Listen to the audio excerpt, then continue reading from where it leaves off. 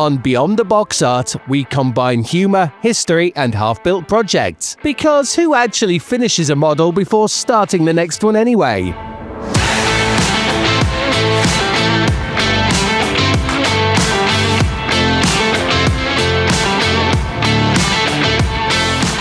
Hiya Benchmates, this is Beyond the Box Art, the official podcast of the International Plastic Modellers Society UK.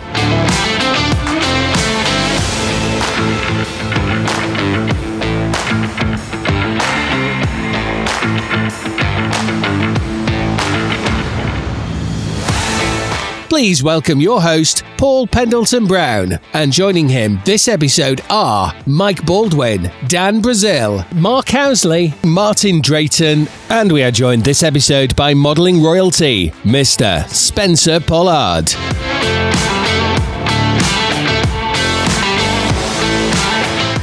Hi Benchmates, welcome to episode 11 of Beyond the Box Art, the official podcast of IPMS UK. Your fortnightly fix of plastic mayhem, paint fume philosophy and stash inflation reality checks. We're broadcasting straight from our cluttered workbenches to your ears with plenty of spruce snipping, decal swearing and the odd tangent into why Boulders has once again started a kit he'll never finish. I'm joined this episode by Dan. Hi everyone. Boulders. Hello everybody. Mark. Hi everyone. And Martin. Hello from Utah. Anyway, episode 11 is revved up and ready, so strap in, prime those parts, and let's get this show rolling. Episode 11 starts now.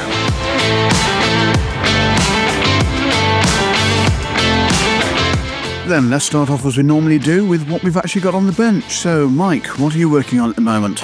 I am still working on King George V and Warspite for Telford. It's going rather well. Masking's doing me head in, but you know, it's all with the pros and the cons of building a battleship. So yeah, I'm enjoying it. For the first ship kit I've built in a very long time, I'm actually finding it therapeutic. So yeah, really enjoying it. And have you actually bought anything recently since the last episode? I've got a few bits, but we went to Keighley show on Sunday. I actually won a unicorn kit that I've been after for a while, and you sort of know about this one, Browley. So I actually won the Queen Mary. Queen Mary, because I've always fancied doing it as the Grace Ghost scheme. So all painted grey, as she was sailed as a troop ship during the Second World War. There's no aftermarket for it at all in 570. So that'll be a nice little seascape to have her on. So yeah, she's what length? 52.7 centimetres long. Oh, blimey. In 5/70th scale, so it's about right because she's 1,000 foot long. So, but yeah, I've always had a thing for doing RMS Queen Mary, so that will be done on a seascape, doing full pelt. Moving on then, Mark, what have you been working on? Well, I've started the Bregway Elise in 72nd scale, which is a Azure kit, which isn't the easiest, I must admit. But this is for the Telford Bolton Club table, which is maritime themes. It's different. I don't even remember building anything French. And this is properly French because it's not pretty. It's the French equivalent to the Gannet. Basically, yeah. Maritime Patrol. It's gone together okay. I've decided I'm not going to go crazy with it. I'm just going to generally build it. If I carry on with advanced modelling syndrome, trying to make every part fit, I'm just going to end up falling out of love with it. It'll end up getting boxed. Another one for the shelf. And I'm doing some little figures for a friend of mine, as I have shown you earlier on, that he's building a wooden model of HMS Surprise, and he has given me some 1/64th scale figures to paint. Got a Dr. Matcher from the film and Captain Jack Aubrey, both playing one's on the fiddle, one's on a cello, I think Matcher plays. Plus I've got some furniture for the captain's office to do, and I've got the ship's boats to do as well, the cutter and things like that, little rowboats. And that's it. They're going to keep me busy for a while. That's what's on the bench. What have you been spending your cash on? Well, I didn't go to Halifax. I went with Mike over to Keighley on Sunday. Do you know when you walk around a show or a shop even and just nothing grabs you, nothing is jumping out of you, and the only thing that did was a little Tamiya, a dinosaur. I've done a couple of these bits before. I've done the Tyrannosaurus. I just thought, you know what, just £8. I'm gonna get one of them and have a play and have a mess. It comes with what it shows you on the box. It's got a little bit of an island that you can paint up all the rocks, and there's a little bit of sea at the bottom of it with a little bit of a beachy part on it. So yeah, that'll be fun. And it's only got about, this is one for one gear. It literally has maybe 4 parts. So it's basically the whole body is one. Blimey. That's my purchase. I didn't buy anything else. Jam Screw are going to be coming on to the pod for our conversation probably in November or December. But the main reason they've got so much Seeking stuff is because they have in production, or in design at the moment, ready for production, a 1/32nd scale Seeking. Oh, Jesus. Yeah. Isn't it? Wow. It's going to be a biggie. But That's going to have to come with a rotor fold. yes, all resin. But from what I've seen so far, 3D print. they're going to actually absolutely ace it. The quality of the 48th stuff I've seen is brilliant. We had a parcel arrive today from one of our new sponsors for the show, Phase Hanger Resin Accessories. Mike Reeves over in Estates sent us a care package. Yeah. And the stuff that he sent across, I'll have to put some pictures up on Facebook, etc. The quality. Wow!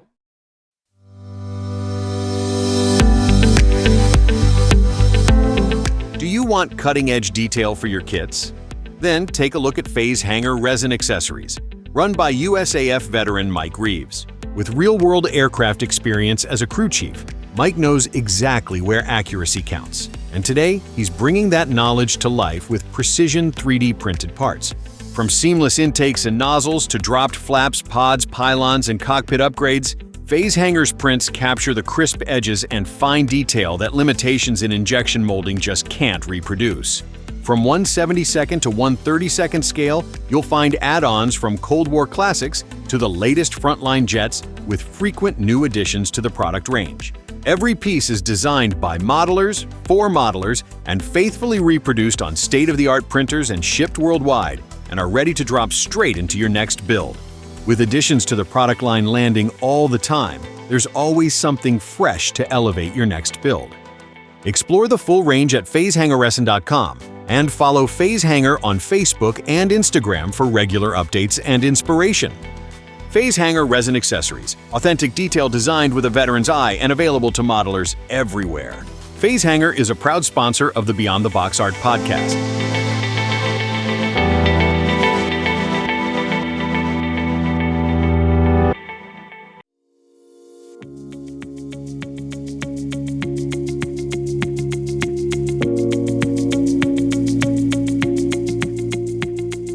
Brace yourselves. It's the Stash Inflation Report, the segment where wallet sweep, self-control collapses, and new releases thunder in like a tsunami of temptation. Right, Benchmates, bumper edition for you with new announcements and releases since our last update. Airscale have announced that work is underway to produce a 1/32nd scale Dornier DO-17Z. This is bound to get the Luftwaffe fans excited, and the initial CAD work looks fantastic. Armour Hubbies have announced a 1/48th Hawker Hurricane Mark I metal wing, and recent images online have shown test shots of the wing moulding, so hopefully this one isn't going to be too far away. Roden are releasing a 1/144th Boeing 727-321, and the box art for this first release shows a Pan Am livery. KP have announced a new tool 1/72nd scale Republic P-47 C2 Thunderbolt. Decals for 2 aircraft from the 61st Fighter Squadron 56th Fighter Group based at Hellsworth, and one from the 84th Fighter Squadron 78th Fighter Group based at Duxford are included in the kit. Great Wall Hobby are releasing a new tool 1/48th F-16I of the Israeli Air Self-Defense Force. From Canada, we have news of a 1/32nd scale Canadair CT-11 Ford shooter in Royal Canadian Air Force Snowbirds livery. This will be from the 2024 season, celebrating the RCAF's 100th anniversary. Images online are looking very promising for this 3D printed model, and I have mine on pre-order from the manufacturer. On a personal note, our Snowbird 10 for that season is a long-standing friend of mine. I know which airframe I will be building. Dogfighter Models have announced a 1/72nd, 1/48th and 1/32nd printed representation of the Yak-1 I-26 from Factory 301. This is claimed to be different to their 2024 release of the aircraft, but we don't have any further details at the moment. Sword have announced a 1/72nd scale short Seamew, which was designed as an anti-submarine aircraft and is safe to say was slow, short-ranged, and saw only a year in service before being replaced by the Ferry Gannet in the role. The Seamew was most definitely an aircraft that was designed for function over form. At the recent E-Day event held by Edward, 4 new kits were announced. An Enstrom helicopter, which was only available to those attending the event on the day, though one assumes that the work involved in producing this 1/72nd heli, it will get a general release in the near future. Also announced was a new Tool 1/72nd Spitfire 5B Early in the Profi Pack series with a December 2025 release date. As part of the new hybrid system from Edward Brassen, a 1/32nd Focke-Wulf 190A is on the cards, and also a 1/32nd Spitfire 9. More details on these when it becomes available. And Micromer are releasing a 1/32nd DFW T28 Flow early, which to be honest would not look out of place with Dick Dastardly and Muttley on board chasing a certain pigeon. And now, over to Dan for the armour news. First up, Cyber Hobby have announced a real treat for the 1/72nd crowd.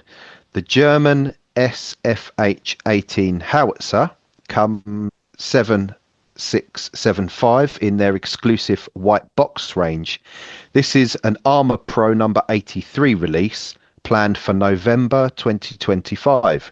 It's built from Dragon's original mould but with some neat upgraded 3D parts. Being a limited run available direct from Cyber Hobby, this one is sure to vanish fast.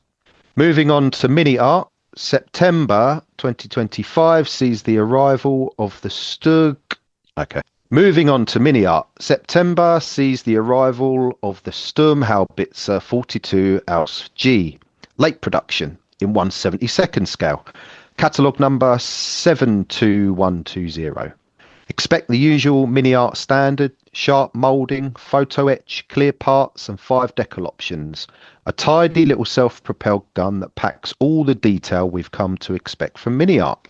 Now for something a little bit different. Hughes models are expanding into the upgrade world with a digital twist.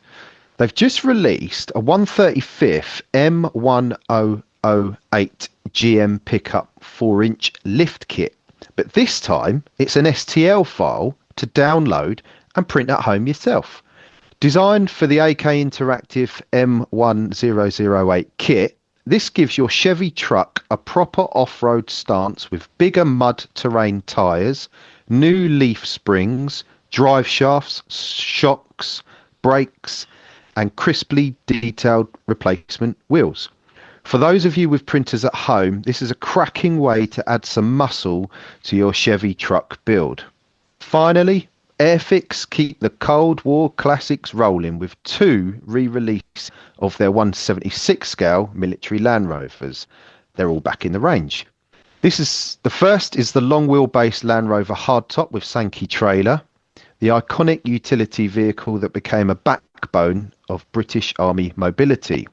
Then there's the 1-ton forward control truck GS body with its distinctive flat front Rover V8 power, perfect for dioramas of military logistics in the Cold War era. Both are small scale, highly detailed and ideal for scene builders. But please, Airfix, can we have some military Land Rovers in 1/35th scale? And we have a book release. In April 1943, on a sun-baked ridge in Tunisia, one of the fiercest and most decisive battles of the North Africa campaign unfolded, a clash that would change the course of the war and lead to the capture of one of the world's most famous tanks, Tiger 131. In Tiger 131, The Forgotten Battle, author Dale Oscroft brings to life a story long overshadowed by history. His late father, Sergeant John Oscroft of the 2nd Battalion Sherwood Foresters, fought in that battle, and his memories inspired a 5-year journey of research, discovery and remembrance. Drawing on first-hand testimony, official war diaries, detailed maps and rare archive photographs, Dale reveals the wider picture. The units involved, the personalities who led them, and the desperate fight for control of the Tunisian high ground, Riat el Attack. This is more than a story of one captured tiger tank. It's a tribute to the determination, courage and sacrifice for all of those who fought there on both sides. Tiger 131, The Forgotten Battle, shines new light on a moment of extraordinary bravery and the battle that finally extinguished Hitler's last hopes of holding Africa. You can pre-order your copy from the Bovington Tank Museum website, which is tankmuseum.org. And if you order before the 20th of October, your name will appear in the acknowledgements, as will mine, because I have pre-ordered my copy. So order yours.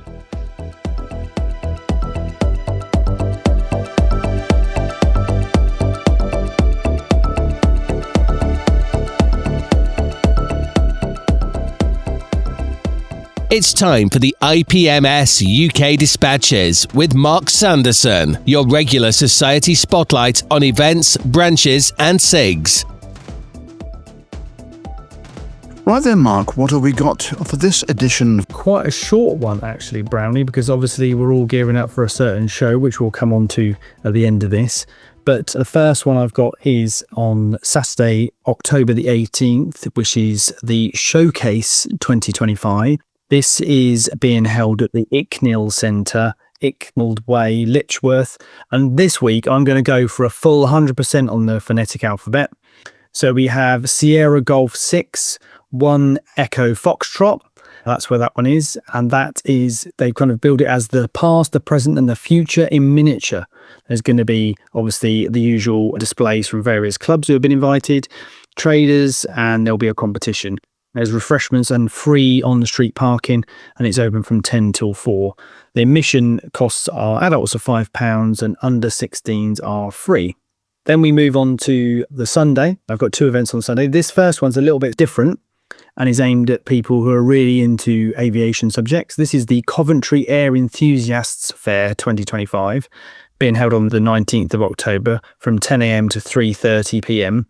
It's not a specific model show. It's more any type of aircraft memorabilia for sale in abundance. There'll be all sorts of things there, as well as some traders who might be selling model kits.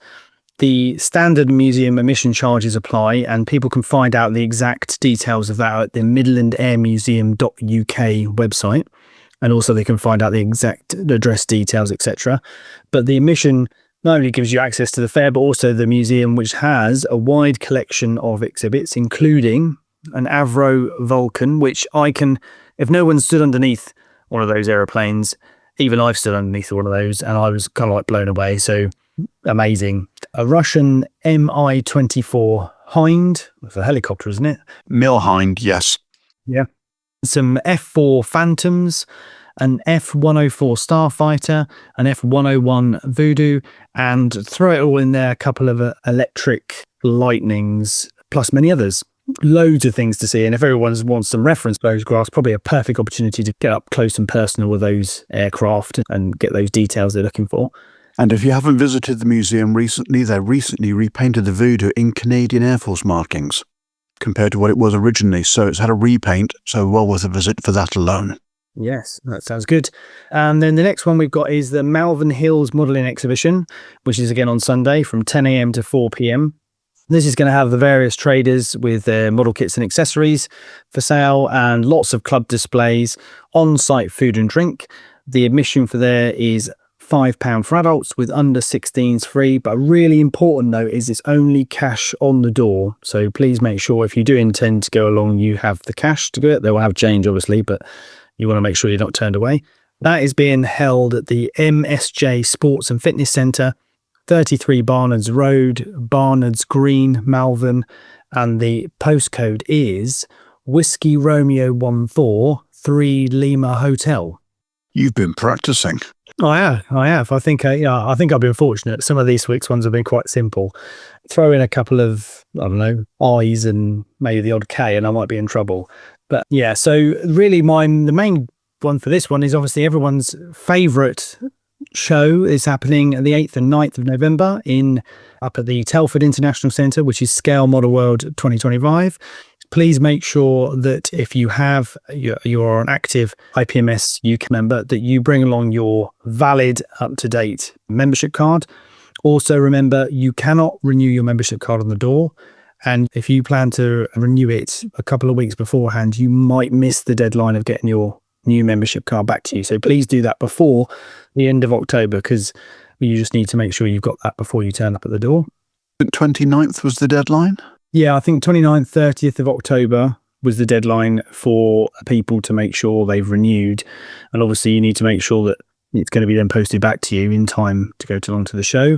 There is obviously tickets available at the IPMSuk.org website for both days, which people can go along and purchase. And they can find out all the information at said website about what times are opening, the location of it, if they need directions. And obviously also I think there are some details about the various traders that are going to be there, and also some of the seminars, etc. that are on, and also the competition. You need to make sure you've entered as well before you rock up with something you've been working on for the last 6 months. You don't want to get turned away at the last minute. So it's pre-registration online only then, is it? Yes, I believe it is. Yes, I would make sure that you do enter. Give yourself plenty of time, because you don't want to be disappointed when you rock up and you can't enter the competition. Now, remembering back to something that Mr. Regan said at the AGM, IPMS membership will get you in from any country for free at Telford. It's not just UK membership, it's a valid IPMS membership for any IPMS overseas as well will get you into the event. Yes, that's absolutely. And also there are obviously various overseas clubs who are obviously showing their displays there and into the competition. So it's not just a UK only event, it's very much an international concern, and that's the way we like it, really. My last call really is out for anybody out there who is a content creator, whether that be a YouTube or podcast. Although I'd be absolutely appalled if you listen to any other podcast but this one. Then if you want to press pass for any of the days, then please do get in touch with me via email, which is publicity@ipmsuk.org, and I will issue you a press pass for the specific day. These are going to be digital this year, so they will be emailed out to you, and then you can either print it out yourself or bring it on digitally. And these press passes will give you early access to the halls before the public, so that you can get those all important, wonderful looking shots of the various beautiful models on display. Fantastic. Thank you very much, Mark. And obviously we have a show special lined up to be recorded prior to Telford, which will drop the Thursday before the event. So as you're travelling to Telford, you can actually put this on and have a listen, which will have all the updated news from hopefully a large quantity of the exec members of IPMS UK, and also giving you some hints and tips on places to park other than on the show site, because it's a lot easier to park off site. Mm-hmm. Yeah, make sure you catch that episode. It'll be really good. Fantastic. Okay, till the next episode. We'll see you soon, Mark. Thanks, Brownie. Cheers.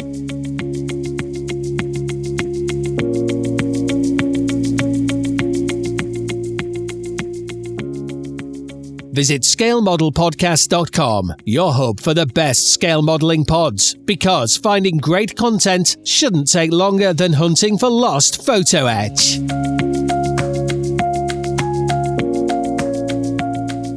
Welcome to another River Counters Minute, brought to you by Matters of Scale. We're excited to announce our new partnership with Inside the Armour, better known as ITA3, an established UK brand known for their high-quality scale model upgrade parts.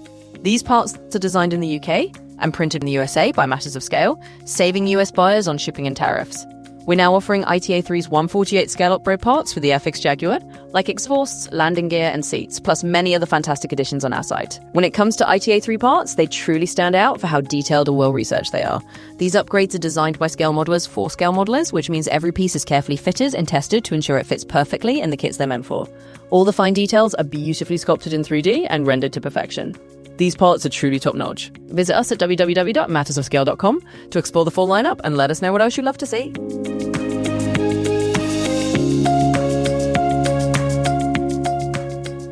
Beyond the Box Art is proudly sponsored by Ammo by Mig Jimenez. For all your weathering essentials, please visit ammo.es. Please support veterans, service personnel and blue light services through scale modelling therapy. Visit modelsforheroes.org.uk, where plastic, paint and purpose come together. Okay, today's guest needs little in the way of an introduction to modelers, but who can get one anyway? Spencer Pollard has been at the sharp end of the hobby for decades, producing some of the most striking builds and articles in print and online. From military and scale through his prolific personal publishing projects, Spencer's work has inspired thousands of us to push our painting, weathering and finishing further. Whether it's aircraft, armour or simply cutting-edge modelling techniques, he's been there, done it and probably written the book about it, or is going to be available very shortly. We're delighted to have him on Beyond the Box Art, so Benchmates, buckle up for our masterclass. Spencer, welcome to the show. Thanks very much for having me on. He did half big you up, didn't he? He did big you up. Oh. He did, that was an extraordinary thing. Are we still recording? Was he talking about me then? Was that all about me?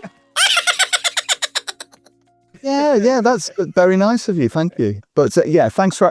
Wow, nobody's ever said anything that nice to me in my life. Anyway, let's start at the beginning. What was the very first kit you built? And was it a smooth takeoff or a crushed landing into the carpet monster?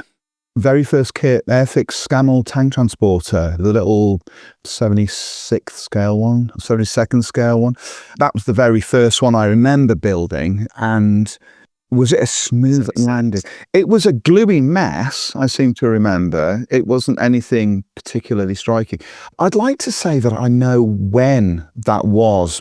I'm thinking maybe 7 or 8, something along those lines. Don't even know where the kit came from, to be honest. It may have been a holiday purchase. And was that it? Had the bug bit then? I've spoken about this before, Mark, to be honest, and I honestly can't remember a time when I haven't been obsessed with it in some degree or other. And I don't really understand why it was that simple box of plastic pieces captured my imagination the way that it did. It just seemed to be something I remember being for me, that I could do, something artistic.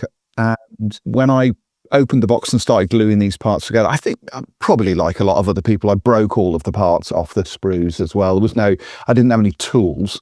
And so what we're talking, 8, 9, 10? it was 7 or 8, something of those lines when it first came out. Glued it together, stuck most of the parts to my fingers. And I think when we look back on our childhood, we've got fragmentary memories that we're bringing together. And my memories of that particular project feel like they're clear, but I'm not sure how clear they were. But yeah, that was the very first one. And then the next one I remember after that, which probably gives you some indication of where my life was going to go, was the first of the Airfix Harriers, their nominal GR1. It was the one where the artwork was that Roy Cross had done was lifting off from a clearing, you may remember. I remember building that, and that being the first of the aircraft projects that I did, but also the first moment I remember being slightly annoyed with myself because I'd made a mistake. I hadn't put something inside the model. If you've ever built that model, it's got a little set of connecting rods inside the fuselage that connect the nozzles so that they can kind of move together.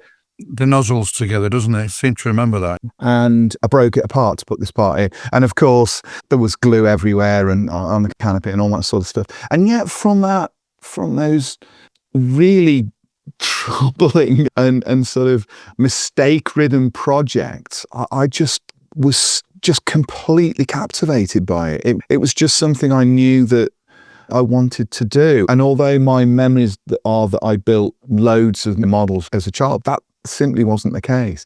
I built probably very few, but I never lost that desire to carry on building plastic. I'm intrigued that you started with a vehicle rather than an aircraft. And not only that, because everyone seems to have started with a plane. In terms of the Airfix range, You didn't. a reasonably complicated one as well. You know, it's got lots of little parts for.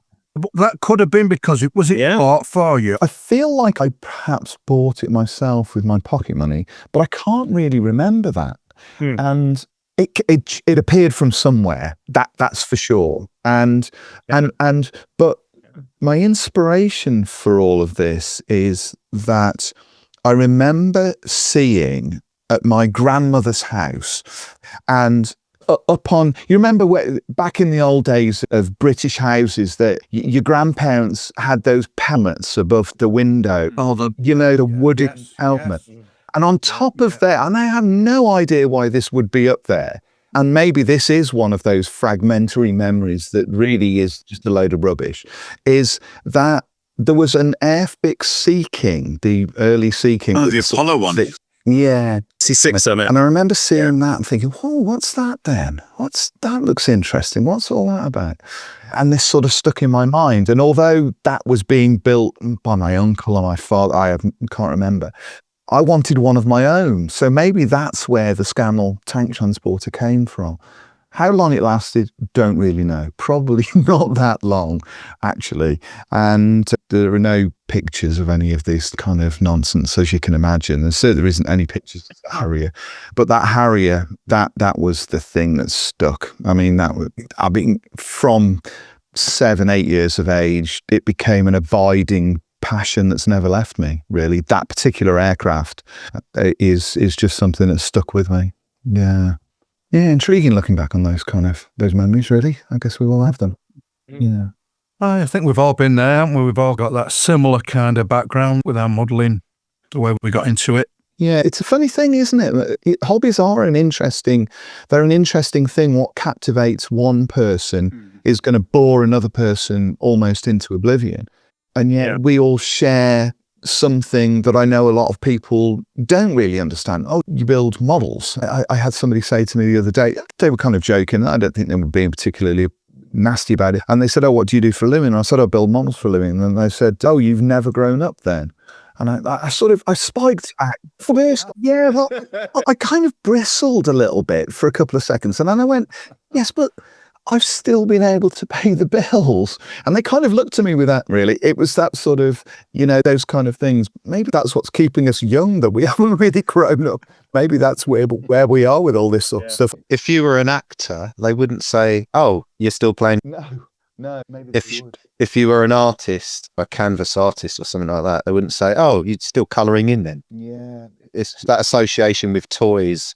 Yeah. Models. One of the things that did get me kind of away from that was building the 2 pubs that I built from town. That was for your friend, wasn't it? I built one for the landlord of my local, James, who he found out what I did and he said, oh, could you build a model of this place? And I said, oh yeah, no problem. Idiotic thing to do. I'm forever doing these idiotic things. And then I find that I've got to sit down and work out how to build a model of a 15th century listed building in a street in Newport. And so I said yes to it. And when it was handed over, he put it on display. It's behind the bar, actually behind his bar in the bar. So people can see it when I go in there. And so now if anybody says to me, what do you do? I just kind of point over the bar and I said, that's what. And it's amazing how when you build something like that, how much more seriously people take what you do. If you hand them a model of a Harrier or something, they kind of go, oh yeah, that's nice. But you hand them then a box diorama of a local landmark, they go, you actually built that. And that was sort of something that got people who maybe had this slight inkling of what I did a little more on side. I think if you can show something that people can actually relate to life, then they have a point of reference. But like you say, if you show them a Harrier and they're like, yeah, that's cool. They're used to seeing a Harrier. Yeah, no, absolutely. You can show them a model of a dustbin. As long as it looks like a dustbin, people will go, oh, that's kind of, I think that you're absolutely right there. The more relatable the miniature is to a person's actual life, the more they're going to hook into it and look at it and be able to analyze it as a replica. If you show somebody, we all build military vehicles or whatever, you show somebody a World War II tank, unless they've got intimate knowledge of a World War II tank, they're just going to go, yeah, that's just a tank. Nice tank kind of thing. But if you show them something, we had friends round at the weekend and there's the only model that I've got in display outside of this area of the house is a little kind of framed diorama. It's kind of like a Greek door set into a wall and it's sort of sat there. It's a bit like a 3-dimensional painting I've got in the living room. My friends were like, oh yeah, I really like that sort of thing because they can identify with it. And that's where miniatures go from being a silly hobby into something that people can recognize and understand and appreciate, which I find intriguing and interesting and fulfilling all at the same time. I think that's why they appreciate dioramas as well. something that models and that kind of thing, if people are dismissive, which they aren't often, but if they are dismissive, I often say, do you watch movies? Do you watch films? And they say, well, yeah. I say, well, a lot of what you've just watched is a miniature. You know, I suppose you could say it's a similar reaction when somebody looks at a car model or a motorbike model, because they can relate to that, can't they? They can see the wires and all the bits and pieces and how good it looks, you know, the bodywork and stuff. Yeah. Skips, yeah. You can relate to them, you know. I find that the more I build junk, the more people like. I remember a while back when I was building the workshop diorama, I put, not the workshop diorama, the diorama that's got the little Honda S600 that I built during lockdown, the garage diorama. And I think I posted a picture of one of the fluorescent light tubes. It took me like 15 minutes to make or something, and it just went viral. And I was like, what about the rest of it? What about the, you know, and I posted a picture of the car and people were like, it's fine. Post a picture of 2 pieces of evergreen rod that I painted and put in a little bracket, and everybody went, oh, that looks really good. You know, it's funny, isn't it, what captures people's imagination? Yeah, really odd. Yeah, you can spend hours on something and you get it, you know, absolutely work your socks off on it, and nobody pays any bit of attention to it. Or, you know, and you point it out. You say, well, I've done that as well there. What do you think of that little bit there? Oh, yeah, looks all right. Thanks. Really odd. Spence, you've written and built a lot of and published across the decades. What's changed most from the hobby from when you started, and what remains stubbornly the same? This was an interesting question when I read it the other night. Written and published, what's changed most in the hobby from when you started? The thing that's changed most in the hobby is that model making in the 21st century, in 2025, is now fundamentally about painting. It's fundamentally a painting process. Painting and weathering. And weathering is absolutely the thing. There's no doubt about that. If you build something that's clean the way that models were built 30, 35 years ago, the Ted Taylor school of building and painting models, those kind of things are looked upon as being almost unfinished in 2025. So weathering is always the fundamental thing that gets picked up on.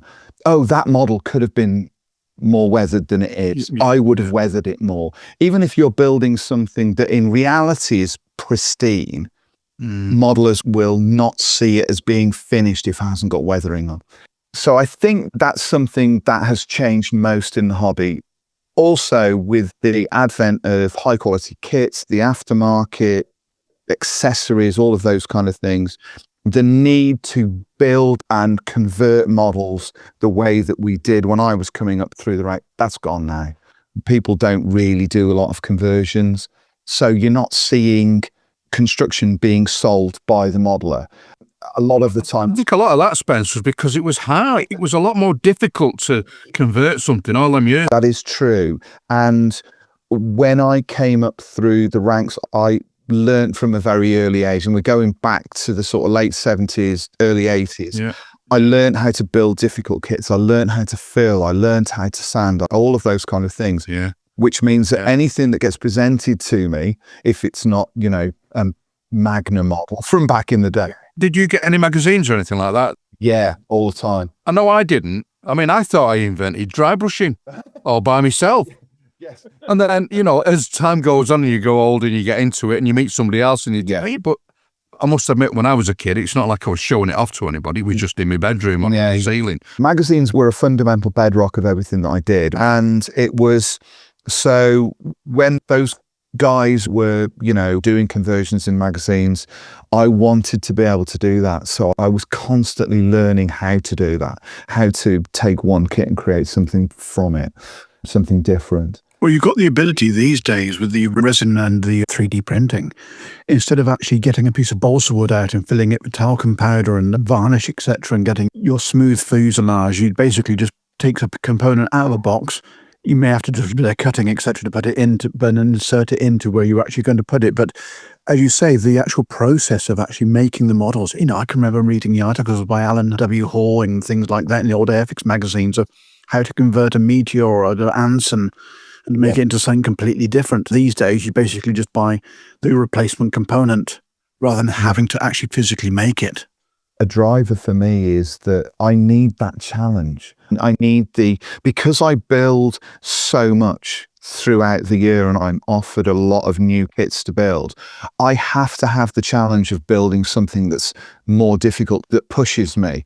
That sounds really arrogant, and I don't mean it to be like that. It's not that I'm dismissing building kits. It's just something that's a fundamental part of my need as a model maker to create something different. For instance, a few years back, I got about 5 of them in the end. I wanted to build the Revell 32nd scale Harrier that was reissued a few years ago, but I didn't really want to build it the way that it was from the box. And so I converted it into one of the development batch Harriers. It's got a completely different nose. It's got a different sort of fuselage, upper fuselage. There's lots of little changes all over this model. But I wanted to do that. And it became something that I could become engrossed in. And as a result of that, I had a model at the end of it, which is pretty much unique to me. There aren't too many of those. That's the PM Kestrel, rather than 1127? No, it's the one that came after that. So essentially it's a Harrier GR1, but it's got some slightly different features. For instance, around the intakes, whereas the intakes on a GR1 are kind of smoothed out, the intakes on that have got similar protrusions in front of the cold nozzles that the AV8B has got. It's got that sort of shape. It's got a pointed nose, got a different cockpit, all of those kind of things. So I needed that driver to allow me to step away from building a Tamiya F14 to doing something that's a little bit kind of different, you know? Frankly, unless you're like me, who needs that kind of thing, why would you spend your time up to your armpits in talcum powder and dust when you can be gluing together a brand new Tamiya F14 or something along those lines? What's the talcum powder for? I mix talcum powder with super glue as a filler, as a filling agent. You can mix it with 2 types of super glue. You can mix it with either the thicker super glue, the medium viscosity one, or the thin super glue. If you mix it with thin super glue, it sets like that. If you mix it thicker super glue, you've got a bit more working time. But the one thing about it is that you can use it as a filler, and when you sand it, it's easy to sand, and it sands and polishes to glass, so it doesn't shrink. Be pretty quick with that though, Spence. You know, you've got some working time with it, and you can set it off with an accelerator as well. You don't need to wait for it to wait. No, what I meant was, I remember seeing somewhere where somebody was saying that if you use it super glue on your joints to fill, if you leave it, it hardens. It keeps getting harder and harder. And if you leave it for an hour or two, it's harder than the plastic around it. I think that's true. And you do run the risk, if you don't work on it straight away, you run the risk as well, because the underlying plastic is likely to be slightly softer. You have all sorts of problems because it just bulges and you've got to kind of work around it. But putting talcum powder in it, apart from the fact it makes the filler smell really nice, because I use baby talc, you've then got a kind of a material that's easy to work and blends in perfectly. So I've used that quite a lot on conversions over the years. I used it a lot on the nose. If you ever look at that Harrier, it's got a long nose probe, long data probe. And that's blended into the stock GR1 nose, but it blends in perfectly. And I used super glue into that. Going back to the question, what's changed most in the hobby? So that's what I think's changed a lot in the hobby over the years. I think we've become painters rather than model makers, model painters rather than model makers. That's going to get me into all sorts of hot water, because I'm sure that people who listen to this go, actually, I build a lot of my models and I don't just paint them. How dismissive are you? I don't mean it like that, but I just feel that fundamentally it's more about finishing the paintwork than it is about construction. One of the things that's remained stubbornly the same is the idea that the hobby is dying and that we're all getting older and kids aren't coming into it and all of those kind of things. All conversations, all letters in magazines, all debates at model clubs and at shows that were being had 40 years ago. I remember having exactly these conversations, and every year that passes, we have the same conversation. Kids aren't coming into it. We're still getting the same. Oh, people are getting older, all of those kind of things.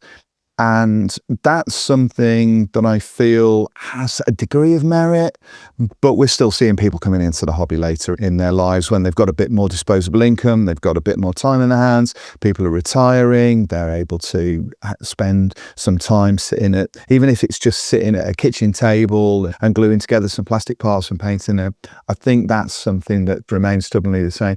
And also, the internet has given voice to this, perhaps more than the letters pages of older magazines back in the day that were really the only portal to have any kind of discourse or get your opinion out there, is that every single time a kit gets released, somebody will say, I wish it was this. Why isn't it in this scale?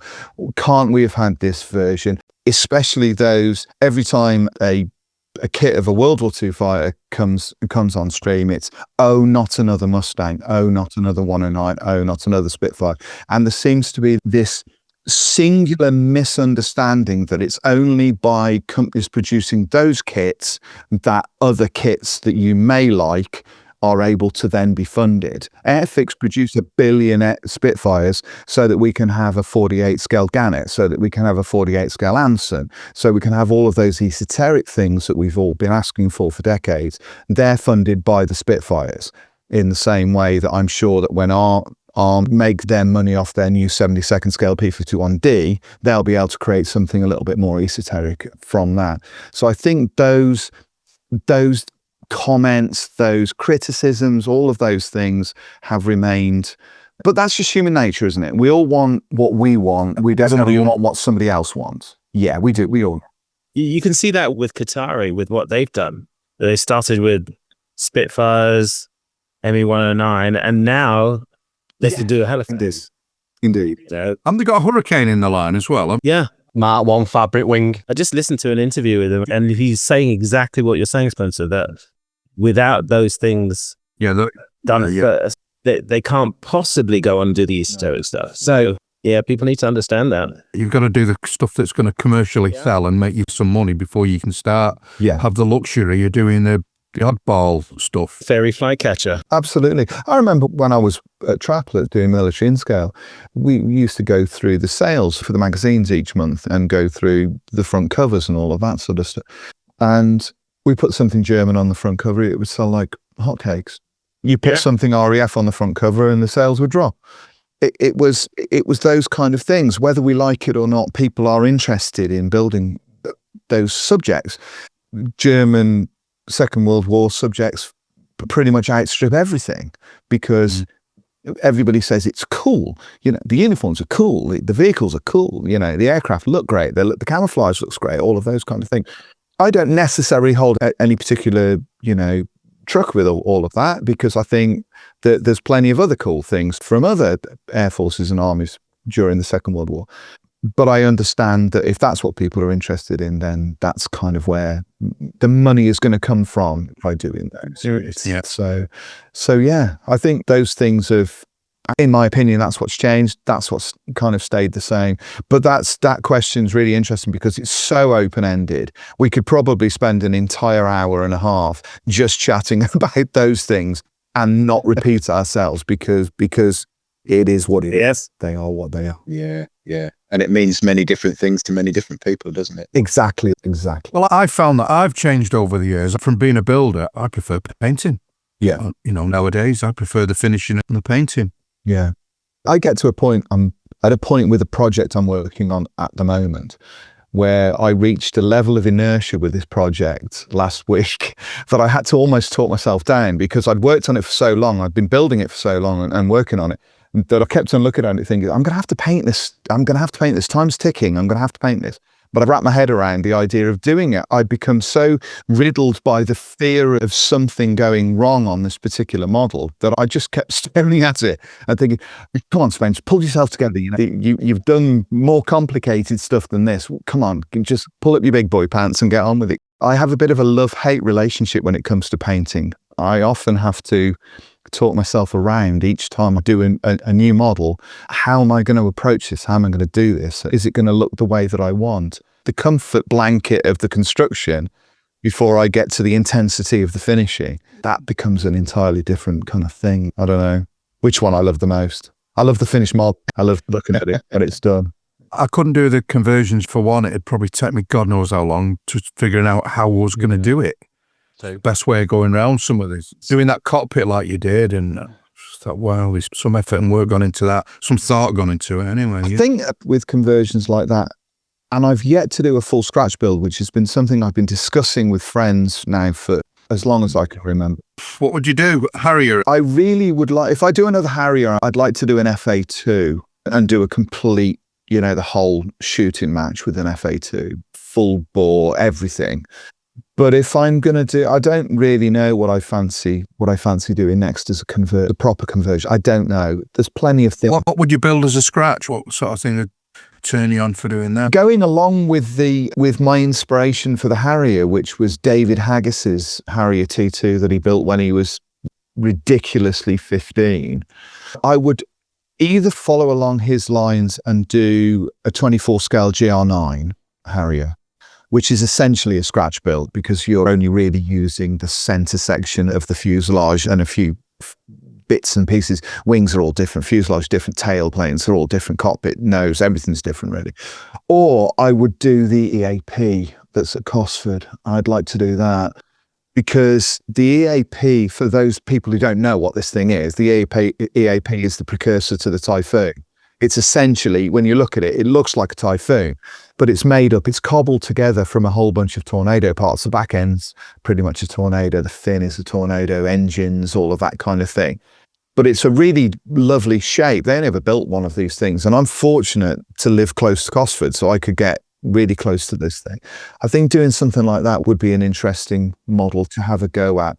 But the problem with doing the scratch build is you'd look at it and go, I'll do the scratch build. And somebody will release a kit. Yeah, just as you're about a couple of days off from doing it, some bugger, doesn't it? Yeah, and you just think, why have I bothered with this? Yeah. So that's a bit of a problem. But I think it's a case of starting small, isn't it? You'd have to start with something small and then kind of work your way. It wouldn't even enter my sphere, that, at least not for me, that sort of thing. Yeah. Leave that to you brave guys. All that. I was surfing through Facebook and I don't know if you've heard of the guy William Adair. William Adair makes these 144 scale things.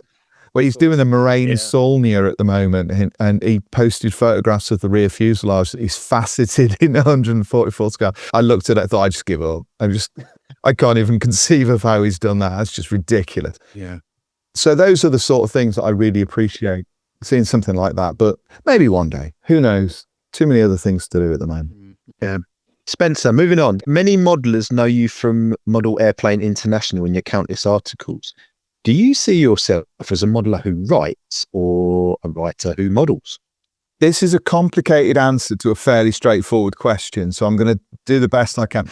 I started off as a model maker who writes, but I think I've developed, in some ways, thanks to the daily diary that I now do, as a writer that builds models. The two things for me are inexorably linked. The reason why I got into this industry in the first place was because of those magazines we mentioned earlier and the influence that those magazines and the authors who wrote for those magazines had on me in my formative years within the hobby. So I always wanted to be able to write the way that those guys did back in the day when magazines didn't have full step-by-steps. When I started reading magazines, the nearest you would get to a step-by-step article was something in Scale Aircraft Modelling where Alan Hall had done a conversion in the middle of the magazine, and it was over 3 or 4 pages and little tiny photographs that he captioned. You got the articles that you would get within magazines maybe would have a couple of production shots and then the finished shots, but the rest of the article described it in detail. So they were a very descriptive art form within those magazines, and you could get a sense of exactly what was going on because of the authors. Now, all of those authors that wrote for those magazines back then were trained authors who had come up through the ranks, who then happened to build models very well. And read some of those articles from back in the 70s. The writing from guys such as Chris Ellis or Roger Chesno, who had the pen name Joe Sacchi.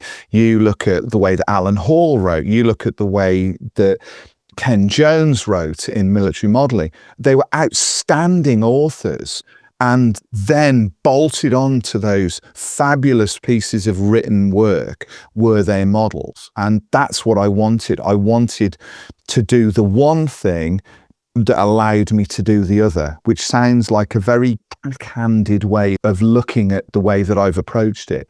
So when I first started, that inspiration was embedded into my mind and embedded into the way that I approached my first articles. Even to a point where my favourite author of all time is Roger Chesnut, who wrote for Scale Models back in the day. He's the single greatest author ever in any facet of our hobby to put pen to paper. He was able to write a 150-word preview of a kit, and I could tell it was his written work from the first sentence before I ever looked at his name underneath it. He was so good. He was so clever. He never wasted a single word. Everything was precise. Everything flowed. Everything moved from one sentence to another, from one paragraph to another, and then he would round it off with something that was really precise at the end of it, and you knew exactly what he felt about it. Occasionally, if I can't get into the rhythm of an article or a piece of work that I'm writing, I will read one of his old reviews from 83 just to get into that rhythm. It's a bit like playing drums. If I can't work out something, a fill or something, I will listen to a piece of music.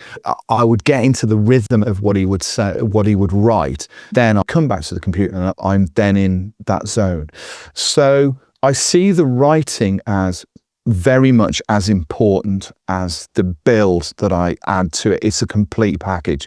It's not something where I build a model and I think, right, I'll just write this nonsense to go with it. They are fundamentally part and parcel of the same picture. Do get frustrated because I've been in this so long and I've been an editor. I was an editor at Miller Scale for 20 years. I do get frustrated when I read articles and I see articles in magazines where I know the article, the bit that people are going to be reading, is an afterthought by the author. And I can see whether that's the case. And I can read it and go, yeah, you didn't really want to write this, did you? You wanted to build a model, and that's great, but you didn't really want to write the bit that goes with the model. And that frustrates me because I'm so passionate about the written aspect of an article is not just photographs. It's not a photo shoot. An article is an all-encompassing, in my opinion, art form. You read some articles in non-modelling magazines. You read articles written by travel writers. They're fantastic. You gain a sense of the excitement of the author. One of the things that I used to be able to do is I knew a lot of these guys and I would read their articles in their voice. And I could almost have in my mind the guy sitting in front of me speaking to me and saying, this is what I did. And I get the sense these days, and no names, no pack drill, but I read some articles in some publications where I get no sense of the author's personality. I get no sense of the way that they've approached it. All I see is it as a step, as a kind of like I glued the cockpit together, I glued the fuselage together, painted the cockpit, you know. Is that because a lot of them these days, they seem to use a lot of captions, don't they? Just quick couple of captions, a couple of lines in the photograph, and that's it. Yeah, that's the kind of thing. I did this, the article that I wrote for Brett today, falling into this trap, but it was what I was asked. It was what I was asked to do. I wasn't asked to do a full-blown article. I was asked to do a step-by-step of this particular build. So you have to do those kind of things. But you still have an introduction where you get a sense of that. And I just feel that we've lost, as an industry and as modelling authors, I feel that we've lost something somewhere along the lines. Maybe we're never going to get it back. And maybe that's fine because the hobby's moved on and I haven't. I understand that. Maybe I'm still stuck in the past. That's entirely likely, actually, given how nostalgic I am about these magazines and these books. But there is definitely something that's changed fundamentally. Magazines are no longer, you go back to the point we had earlier on, what's changed? Way that articles are being published has changed as well, hasn't it? Because now very little is said about the way the model has been put together. Everything is about the way the model has been painted. So that's changed as well. Well, did you have any problems gluing those parts together? Did you need to fill it? Modelers are no longer interested in that because all they want to do is get over that bit to get to the bit that they enjoy, whether it's airbrushing camouflage or weathering. Could that be anything to do with what the contributors are being paid? Because they used to get paid per page and, but It's possible. That's not part of it anymore. That doesn't happen anymore like that, does it? I think that is possible. I also think it's possible that authors are rightly like to see their name in lights. They like to see their model published in a magazine. They like to see it on the front cover. They like to see their work on a Facebook page or whatever. We all like the dopamine hit, don't we? Of oh, that looks great. I really like that. So I get all of that sort of thing. And once the model's built, you get sent a kit. And once you've put it together, you've taken all the photographs. Once it's built, you're like, oh, I want to do the next. You're already looking at the next. But before you get to the next, you then have the boring bit. You've got to do the writing. I understand that. As I say, I think we fall into that adage of a picture is worth 1,000 words. And Yeah. I think that's probably because of our digital age that we're used to that. And if something is well written, it completely elevates the piece and it completely changes it. I think you're absolutely right. I don't think it's being old-fashioned at all. They just see pictures, great, move on, but they don't listen to what's being said. And there's a missed opportunity, I think, in so many cases of really explaining what's going on and how things can be done. And I think you do that in the stuff that you produce. I like it's all, to me, it almost feels the way that you could have a great song that's badly produced when it's recorded, or you can have a mediocre song that's really well produced where you can hear everything, and that song is then elevated up, isn't it? Because you've got the production that goes with it. Yeah, so it becomes something. But it's difficult expecting authors who are creating magazines to be almost professional in their approach to an article. And I think you're right, where there's an element of when they're not being paid to be professional. But if you're, for me, it was always a case of personal pride. I wanted it to be like that. I think it would be churlish of me and actually wrong of me to assume that everybody feels and approaches their job in the same way that I do. I understand that. But I feel a sense of, not of annoyance, but I feel a sense of sadness that the things that thrilled me so much when I was starting out and was something that I so enjoyed when I started out are no longer part of what we do as an industry. That's sort of where I am with all of this. It's not a sense of anger because life moves on. I could be the guy that's sitting in the pub saying, well, football's not as good as it was in the 1970s. You remember those Leeds United Derby County games? I understand that. Things have moved on. Football's moved on. Music's moved on. They didn't dive back then like they do today, Becoming the old man chirping at the end of the bar that I so dislike within the hobby. I get all of that. Maybe I'm not really going to change. I don't know. Life moves on. How many guys do you know that you literally do nothing but modelling for a living? I think I only know you. Marcus does. He builds models for a living. David Parker, obviously. Doesn't David Parker, doesn't he do the magazine? Yeah. First and foremost? He does. My role within Doolittle when I joined was as their in-house model maker, which is what I'm doing now. And then I was the editor and then COVID hit and then I decided I didn't want to do that anymore. So now that's what I'm doing. I'm their on-call model maker, having to build models every month for either Brett or Marcus. Stuffy sod. It's a gift to be able to get up every day and be able to build, do something that you love. Do you know, I don't know if I could do it. I don't think I could do it. I do a couple of hours at the vet and I've had enough. That's it. I just need to go away and veg in front of the telly for an hour or two. On occasion, some days when I've done a couple of hours, I've had enough as well. It is definitely one of those things. It's a tough one, really. But you become so indoctrinated into it. But I think, I remember having a conversation with my son a few years ago. My son works in football. And I remember saying to him, if you can find a job where you're doing something that you love and that every morning you wake up and think, oh God, I don't really want to go. So if you don't have to do that, then I've done that. You'll feel a lot better. And I've been very fortunate that that's something that I do. Having worked in the civil service before I started MIS, I worked for the civil service. So I was a civil servant, working for the land registry. Hated every single second of it. So I've been on that side of it.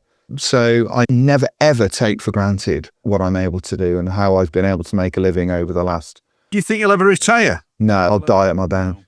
Yeah. I'm convinced I'll just be on my bench and my head will just slump forward and that'll be. With your tartan rug over you? Yeah, I'll be sat. I'll have had my desk lowered so that I can fit my bath chair underneath it at that point. Liz will kind of push me in and say, "Would you like a cup of tea?" And that'll be it. I'll be wiped out. We have 3 pair of glasses in front of each other.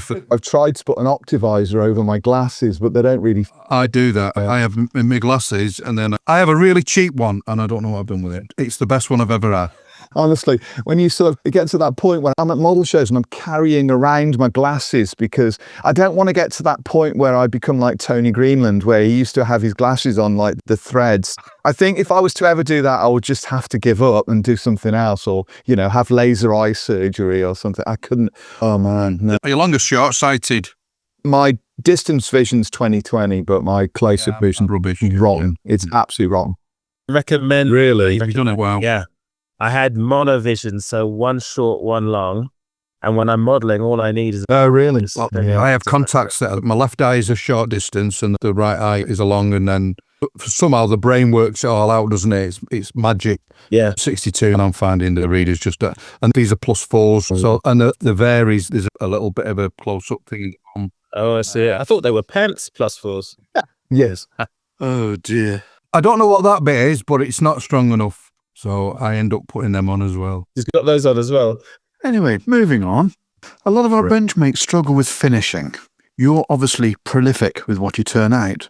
What's your secret for keeping momentum and avoiding the shelf of doom? Being paid. That works. Yeah, if I don't finish anything, I don't get paid.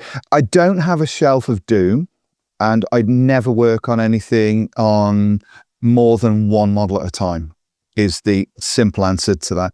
I can't focus. If I've got more than one project on the go, work on one model until it's finished and do that. So I go from A to Z with a build, and I don't touch anything else in between. Have you finished that Panther on your desk yet? It's been on there for God knows how long. No, and that was a model, and that's a very good example, because I built that 5 years ago. Yes, and it's still sat there. And the thing about that Panther is that the wheels and the tracks are not glued on, and so every time I knock it, they all fall off, and then I put them back into place because I like the models to be complete on the deck. So no, it's sort of sat there, and I bought it at the. I remember, I think I've spoke to you about that, but I can't remember what your plans were. Was you going to do it like another? Didn't you do a Dio one on a plinth in Belgium or something? Yeah, you're going to do something similar again. The Hooferleys Panther before they changed the display.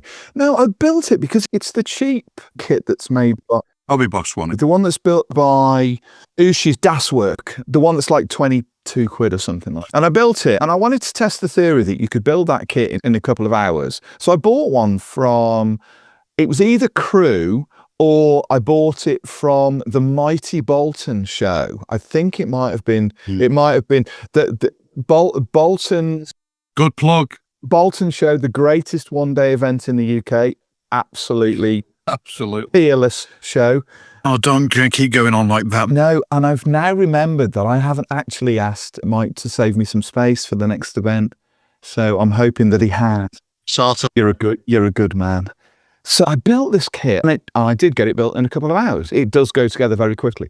And then I was going to paint it, and then I lost my way. And so it's sort of sat on my desk now for about 8 months and hasn't really moved. It's now become something of a feature of my desk whenever I take photographs of my desk. More like an ornament. Yeah, it's kind of like an ornament, yeah. And one of the things that I found over the years is that if I lose my way on a model and I don't finish it during a set amount of time and it gets put away, I'll never finish it. I may as well throw it in the bin. I'll never go back to it, because my enthusiasm is finite for a build. I start something, I finish it.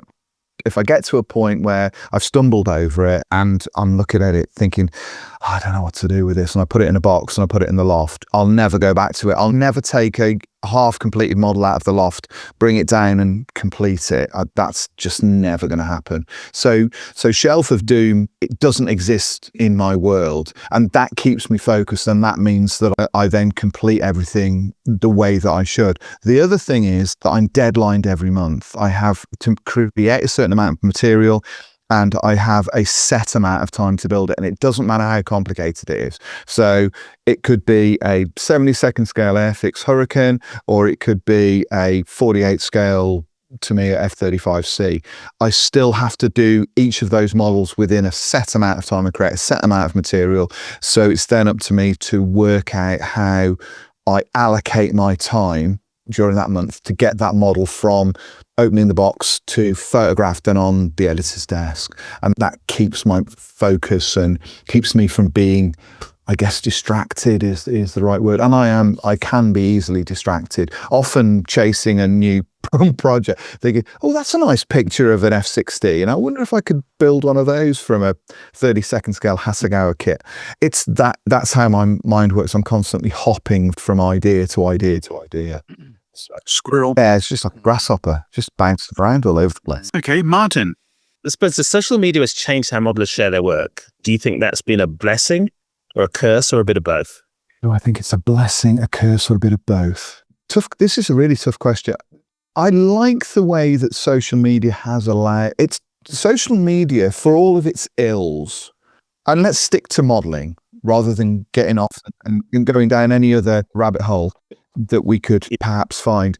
Is the one thing it has done is it's democratized the hobby and allowed people who maybe would normally be too introverted to go to a club or share their work that way. It's allowed them to go online and say, here you go, this is my model, what do you think of it? And as a result of that, you see models online that are everything from absolute beginners at one end, where that's their very first model that they've ever put together, to winners at Scale Model Challenge, gold medal winners, the best of the best of the best.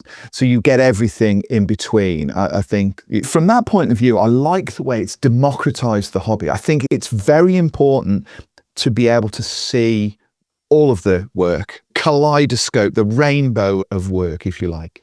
That being said, I think there can be instances where modelers will look at that kind of work, they'll see the high-end stuff and then think to themselves, I am never going to reach that. So it becomes an intellectual roadblock that they hit, rather than understanding that you have to work to get to that point. It's like, why isn't my work like that? Because it's so instant to get there.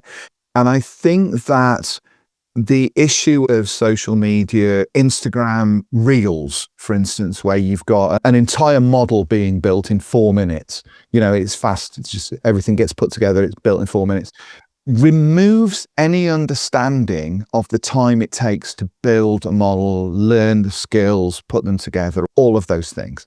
And I get really frustrated when I see those, and I think to myself, come on, you're not actually showing anybody anything, really. You're not teaching anybody anything. All you're doing is you're just putting together a reel for clicks. No, and I don't believe there's a single one of us that builds a model that hasn't, at some point in the process, had a massive cock up. Had a disaster. Where you've become really frustrated with it and really kind of angsty about the whole thing. And you never see that online. You only see the good bits. You don't see the bad bits. And I think the bad bits are every bit as important as the good bits whenever you're talking about that. I don't know if this comes up as a question. Oh, it does. It comes up on the next question. So I'll leave it for then.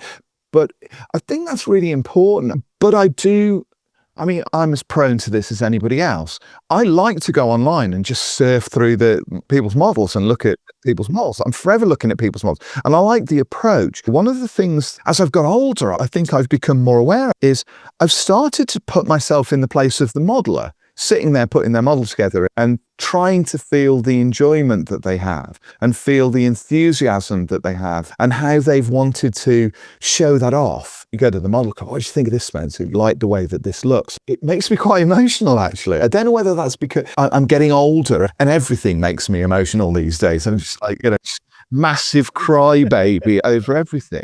I think it's sort of maybe slightly pertinent to this. I think it might be. I don't know. I can be told if when I hear this back, you've cut this piece out. It's relevant.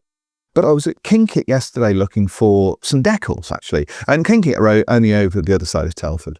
And I was there, and the owner of Kinkit, which is a massive, for those people who don't know, it's a massive repository of secondhand kits. But they also do all brand new stuff as well. It's a huge place. And they'd just taken delivery of a collection of models of kit. And it was 2 Luton vans full of model kits, armour and 48 scale aircraft.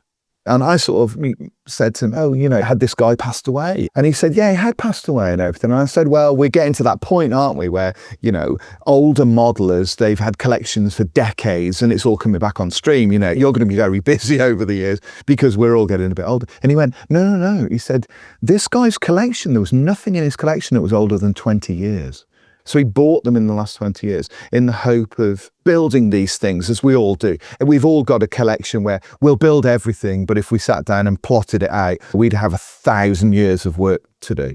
And I stood there while I was chatting to him, trying to put myself in the position of this guy who bought these kits with the eagerness of a child, looking at them going, I can't wait to get this home. Can't wait to put this together. Oh, that's going to be brilliant. And the enthusiasm of it. And that's what I've now started finding myself doing when I'm looking at people's work online. The enthusiasm of modelers who go online and go, oh, what do you think of this? This is my latest piece. I want to show this off to you. And I'm thinking, God, they must have been really enthusiastic about this. And I sort of love to try and sort of imagine people sat at their workbench, like on an evening, maybe listening to this music or got some TV on or something, and they're doing what I'm doing. They're putting this together. In the same way that when I went to the Roman baths in Bath, I was captivated by these little tiny figurines, which were a couple of inches high, that they've got in glass display cases that were 2,500 years old or whatever. And I was looking at them and thinking, that was made by a guy like me, but he was making it from different materials. I wonder what that guy was like. I wonder what his life was like. And I can't now disassociate myself from the images.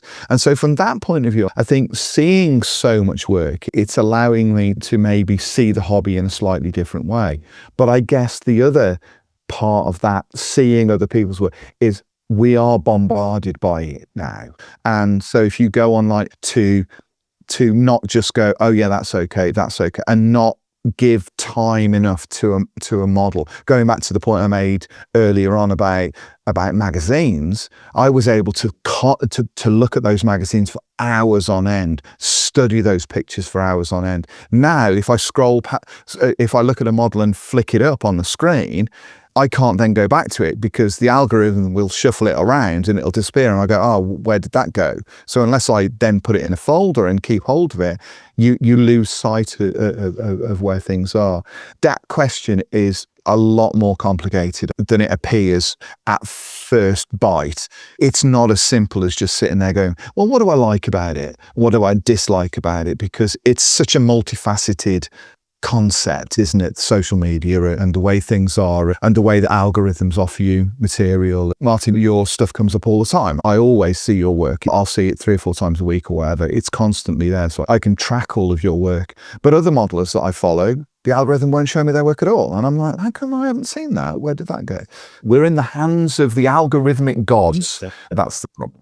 But you were saying about seeing little snippets of work or these little reels and stuff, that I think the only way really to show someone fully what to do is when people do live streams, but you just want instant gratification now. So no one's going to sit and watch 2 hours of someone painting, but that's the way to learn. It's absolutely the way to learn as well. I guess that the issue with being given bite-sized chunks of information is so much is missed off. That will then lead to frustration.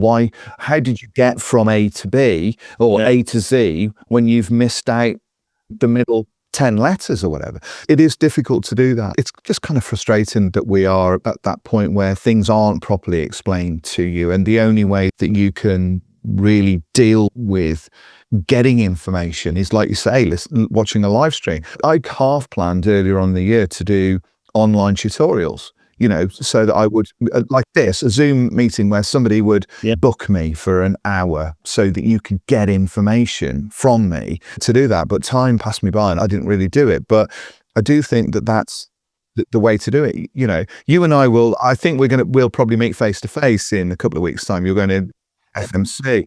In SMC, yeah, great. So, and when you meet face to face, it's a different kind of thing, isn't it? You can ask questions and you can bounce ideas around and do all of that kind of thing. You can't do that by watching a live reel. But again, that's where the hobby's gone. The hobby is now about those things. So, yeah. Yeah. Can I book one of those tutorials, please? Yeah, absolutely. I should really wrap my head around doing those because I do get... He needs it. I keep getting asked about them. I should do them. My wife keeps asking me about them. Why aren't you doing what you planned this year? How come you stopped doing the videos you did? You did them a few years ago, didn't you? Time. The little shorts time, right? Time. And another thing as well, for all of my bluff and bluster, I had a massive crisis of confidence when it came to the videos. I found myself feeling for quite some time, actually, for a number of years, which is one of the reasons why this is the first podcast I've done in quite some time, that I didn't really feel that people wanted to hear my opinions and what I had to say in terms of video or audio discourse, So I stuck with writing and I stuck with the creation of articles, books and that, because then it was a more passive delivery of material and ideas. Plus, it was in your comfort zone doing that. That was very much how I felt about it. I would sit there, think, I'll do a video, and then I'd ponder it for a few hours. And before I knew it, I was like, nobody really wants to listen to any of the guff I'm going to come out with. I really just didn't want to do it. I went through a huge crisis of confidence.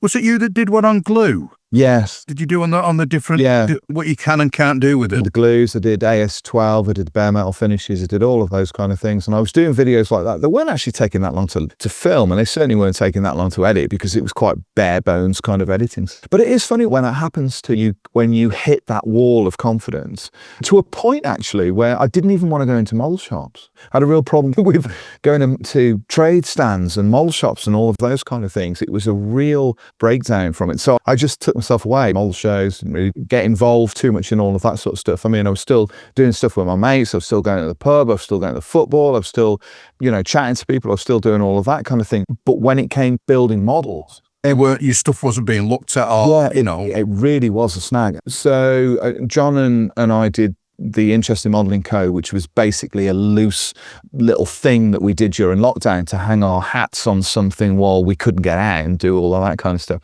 And then I was just like, no, I can't do this anymore. I'm done. And I contacted them and said, I'll do this once in a blue moon, but I can't really do this anymore. I've noticed you go on there every now and then. I tend to watch it most Sundays. It's only now and then, just sort of, and it's not for any. Who's the American guy on there? Chris Buchholz.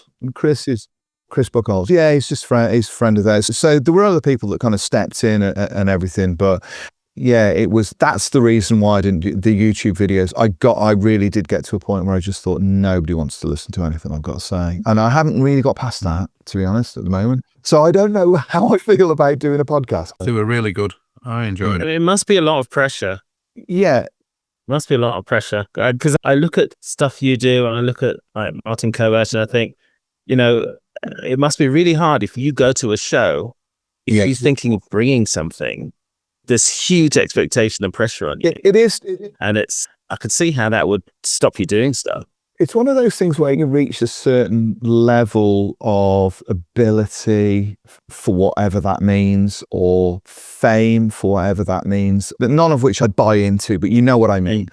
And you get to a point where you're only judged by how good your next work is. If I was to build something and put it online that was just rubbish in compared to what I would normally do, people would think that I'd had some sort of breakdown. So you feel that pressure of constantly doing things. And I know Martin, I spoke to him on a podcast a long time ago about this. And I remember him talking about it and saying he felt the pressure really strongly, that he had to keep performing and had to keep creating stuff that was to the best he could create. And that's exactly what I felt when I used to feel that if I won a comp or so I had something that had done really well, my next model had to be better. And then the next one had to be better than that. And it just burnt me out. I couldn't do it. I couldn't keep that. I think by doing that, you reach a level of inertia that becomes impossible to deal with. That happened to me when I built the workshop diorama 10 years ago or whatever that I took to Euro Militaire. Best thing I've ever built, hands down. Most complicated diorama I've ever built. And went there, won its award. I kind of held the award and I thought, oh, well, job done. Went back home, didn't build another model for 6 months. Didn't touch one for 6 months.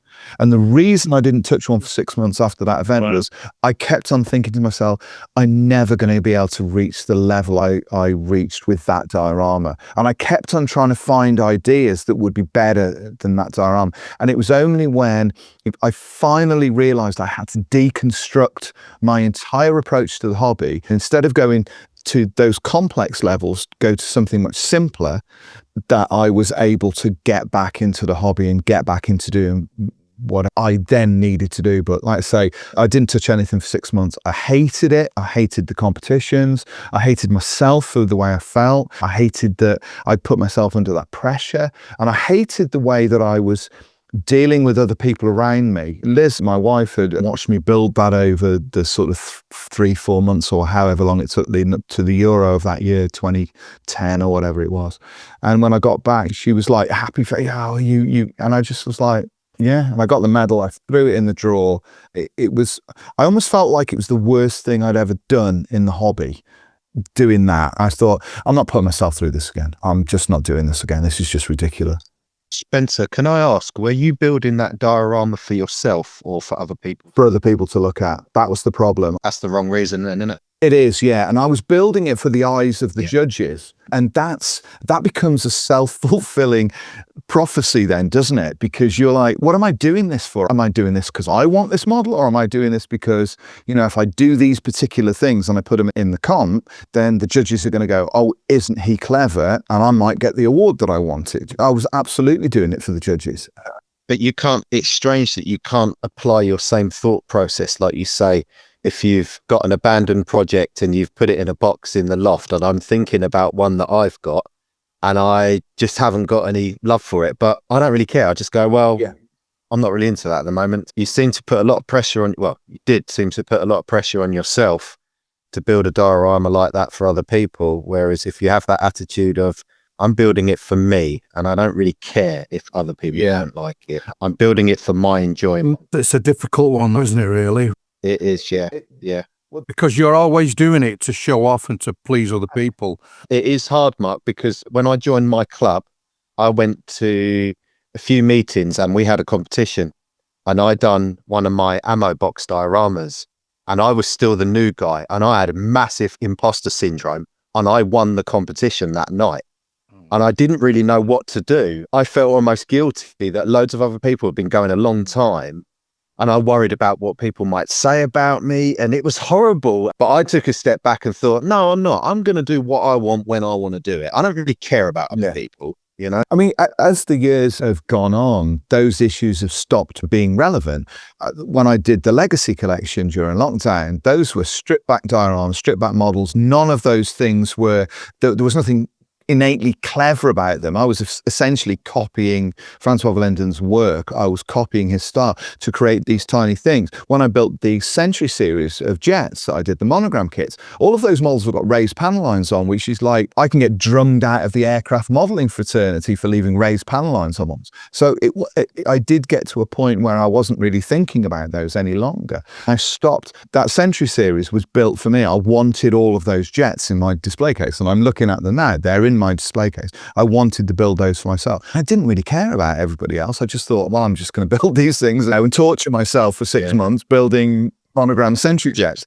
And it was, it was exactly that, And the same with building, I wasn't building the original Tamiya Panther for the Legacy collection because I was building it for somebody else, because everybody said, why are you building this? It's a load of crap. And so I was doing that because I wanted to sort of see what I could do. And John and I would compete over those kind of things, you know. So it becomes, it's an interesting kind of thing.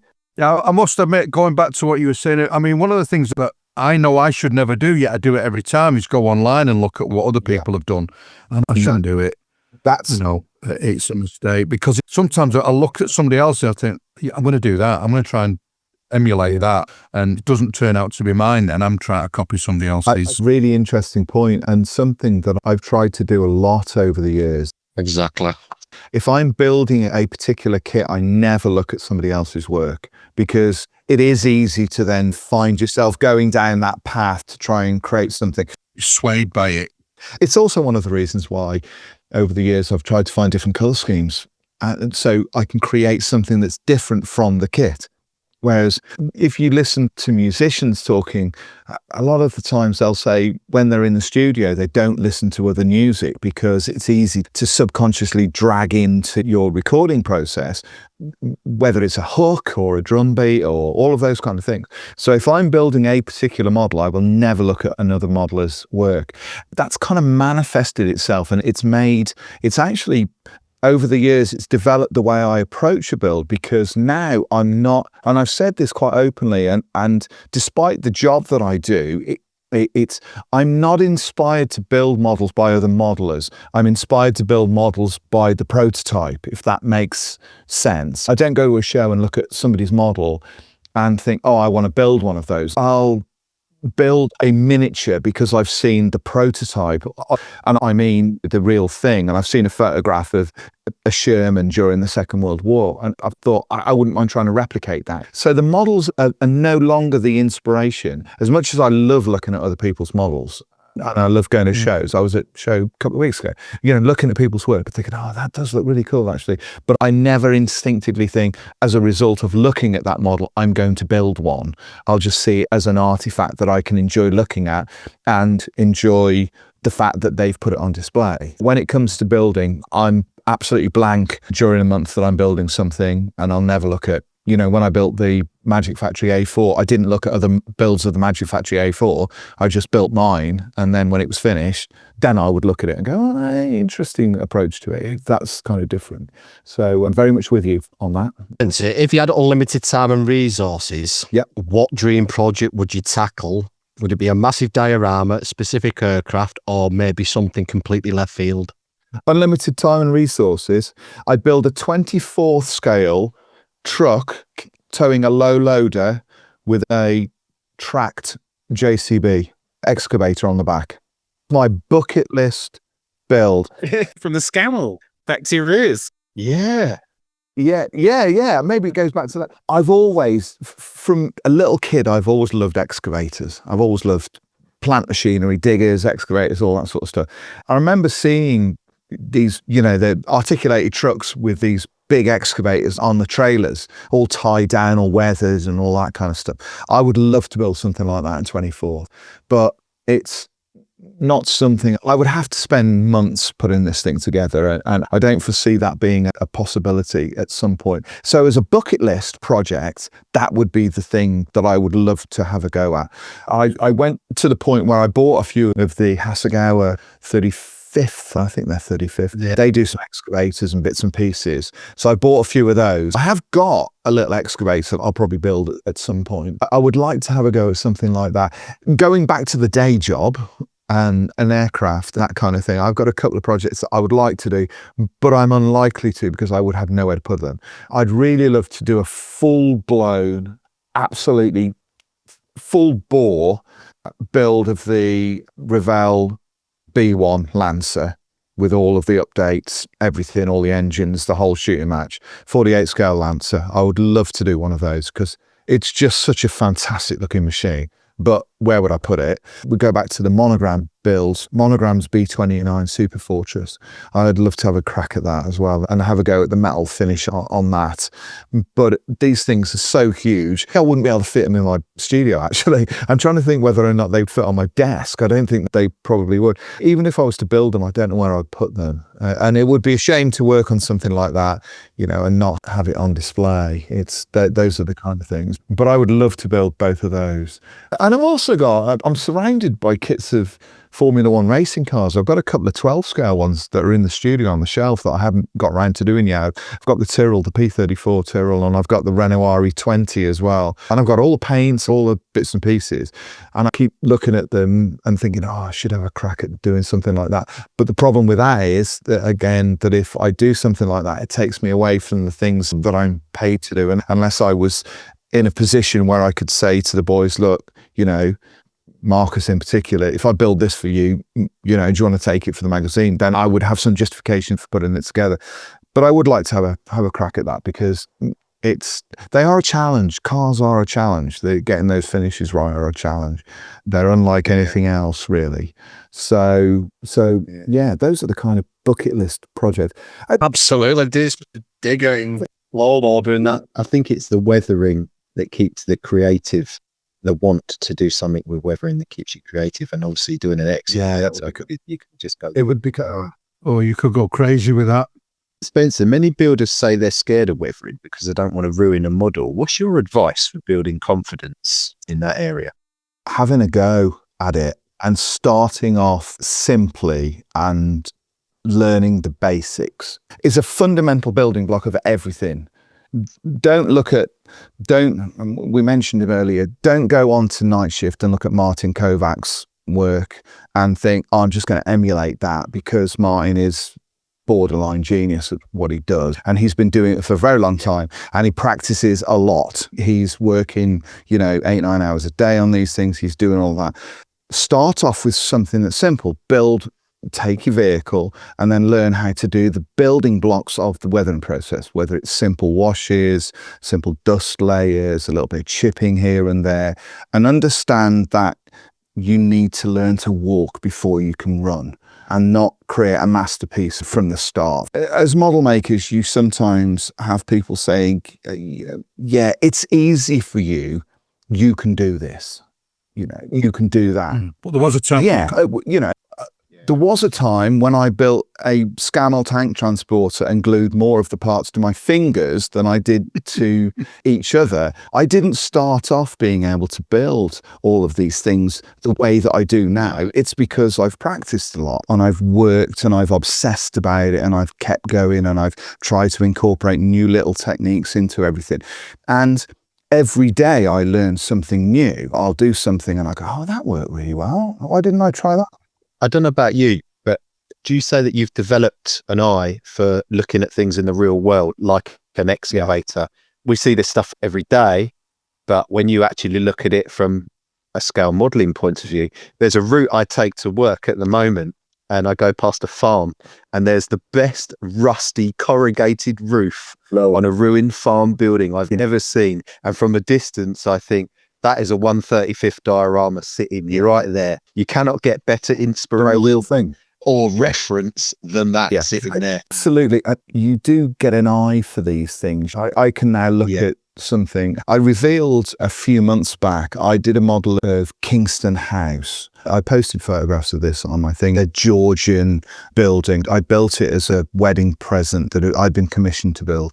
I was shown the photographs. I was slightly drunk at the time as well when I was shown the pictures at Christmas. We were at my brother and sister-in-law's and their friends wanted to commission me to do this model. And they got some photographs on the phone. And I admit to having had several beers at this point. So I was feeling fairly loose in my ability to say yes to pretty much anything. Showed me the phone and they said, would you be able to build this? You built the pubs. Would you be able to build it? Yeah, of course I can. Not really looking at it properly and not really understanding that there was a whole bunch of really technical stuff in there that would come back to haunt me later on. But I do have a sense now that I look at something and I can I can very quickly translate what I can see in reality into miniature, and I can understand the process that's going to take me from that point to the model. But that's experience. A drummer will listen to a drum part and he'll be able to instinctively translate that music and put that part in. I can do that with modeling. And I think that modelers who are beginning, I would suggest they do. Look at the real thing. Look at how dust lays on something. Look at how dust settles on a wheel. Look at how, just take a tyre, for instance, a wheel and the surrounding tyre. How does the tread work? How do you get that sort of dark, scuffed tread? How does the dust settle against the sidewall? Are the chips on the wheels? And then from that little piece, how do you translate what you can see on that little piece, and how would you paint that little piece, and how then could you paint the rest of the model using those simple techniques? If you've got 3 or 4 techniques that you can use, then you can create a more interesting finish once you've got a base coat. But don't then think to yourself, oh, well, I'm going to build a model and I'm going to put a green base coat on, and then I'm going to marble it so that it's got a load of fading on it, and then I'm going to put highlights on, and then I'm going to modulate the whole thing, and then I'm going to do all of that, and then I'm going to start putting paint chips on it and weather it and put all dust layers on. No, build the model, paint it in like a base layer of color, one single layer of color, and then maybe think to yourself, oh, maybe I'll just put some dust on that. And if you put some dust on that and you put some paint chips on and some markings, that might be enough for that model. That might be enough to learn from before you move on to the next thing. What could I do on the next thing? Well, I'll put dust on this one. Could I add some dark washes around the detail to make those stand out on the next one? And then muscle memory will start to kick in. You're learning one step after another. And before you know it, you've gone from 3 or 4 little steps to 10 steps or 15 steps or whatever. And those 15 steps might serve you well enough to get all of the results that you need for everything that you build. And you might be happy then to be able to think to yourself, well, every model I build, I'm going to get a nice result because I've got those stepping stones in place on the way there. And I really think that that's the advice that I get, because it's going back to the point I made 3 minutes ago. It's about learning to walk before you can run, not looking at the greatest thing in front of you and thinking, God, I really want to do that, and then getting disillusioned because you can't, because you haven't got those steps in. Drummers have to learn rudiments. You learn all the rudiments and everything before you then can go on stage. Liz will tell you that when she's learning piano or whatever, you've got to learn the scales. You do all of those kind of things. You can't play piano until you've got those building blocks in place.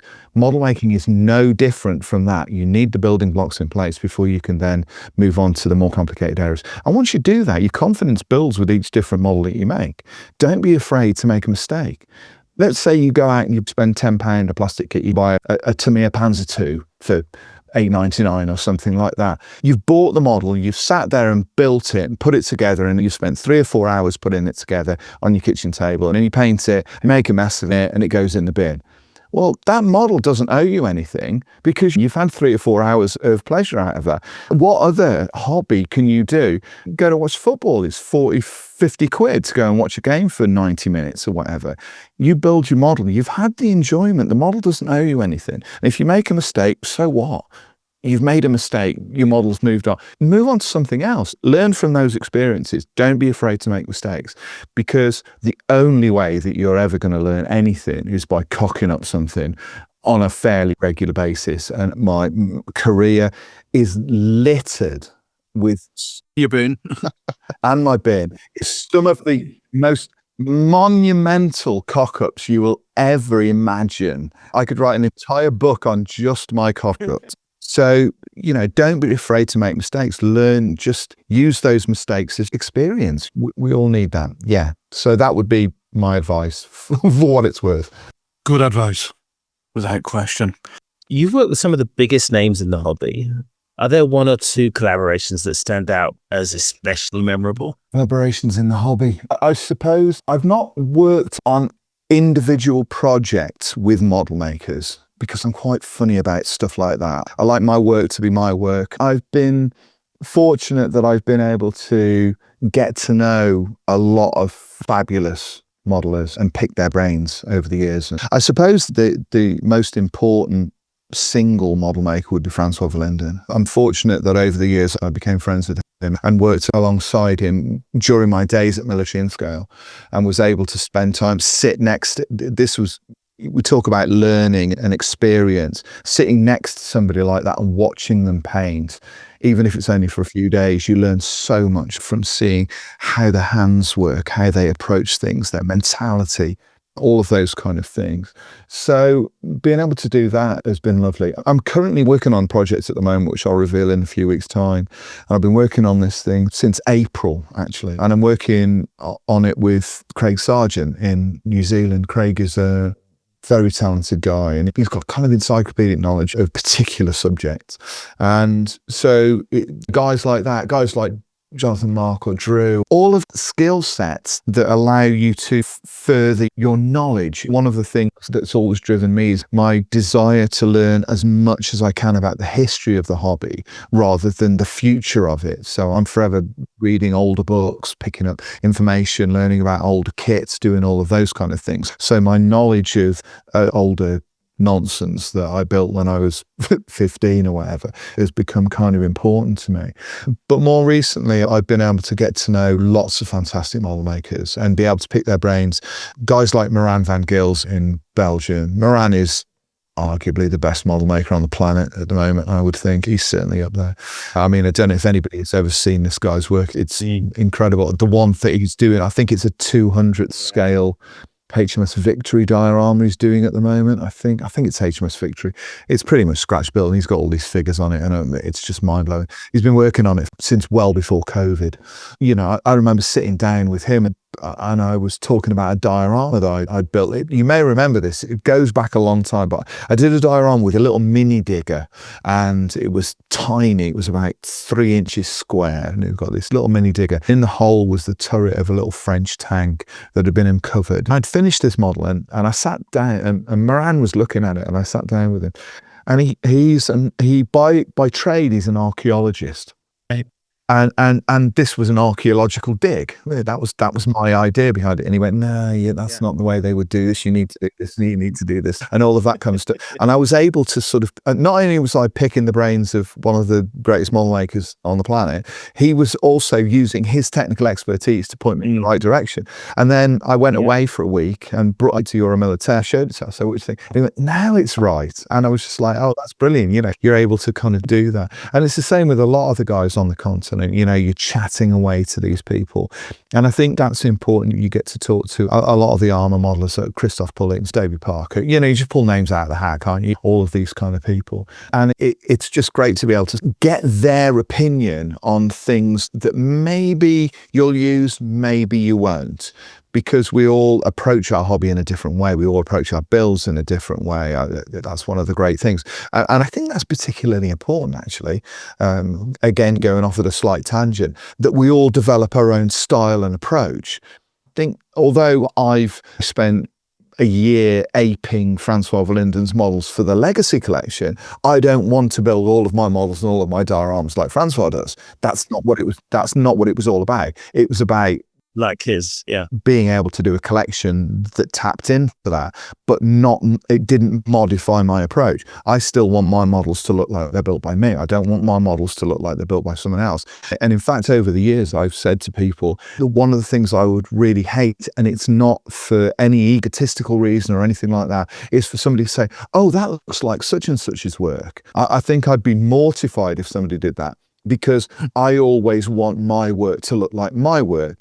You want your work to look like yours. Dan, you want yours to look. We all want our work to look, because it's an artistic pursuit. We're not trying to ape other people around us. We may use their information, and we draw in ideas from those kind of people, which I guess goes back to the question we were talking about earlier about learning techniques and learning ideas. Learning from the best is fine. Just don't try and be them.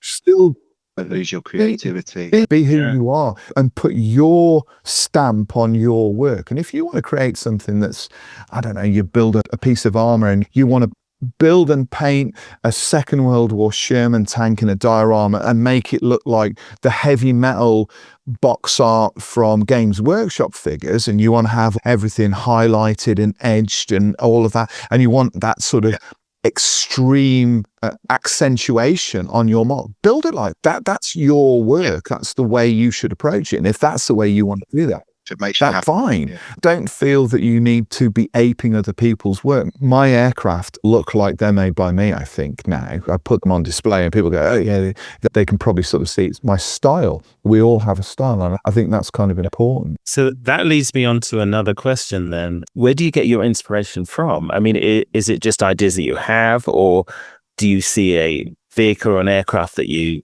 feel passionate about, that you want to do something with? Or is it a mix?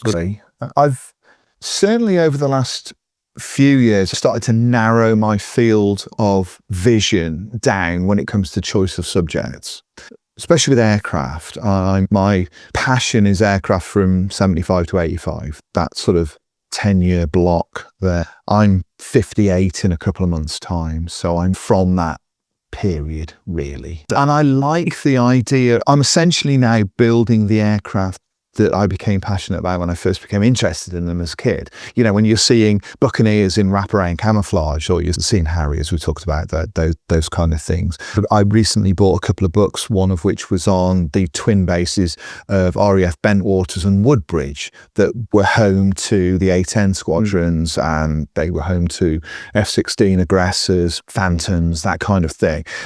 But the book is filled full of photographs of the aircraft that were in the original colour schemes. So the lizard schemes that the A-10s carried, the Phantoms are in, you know, 2 greens and brown, those kind of schemes. I can admire a Block 60 F-16.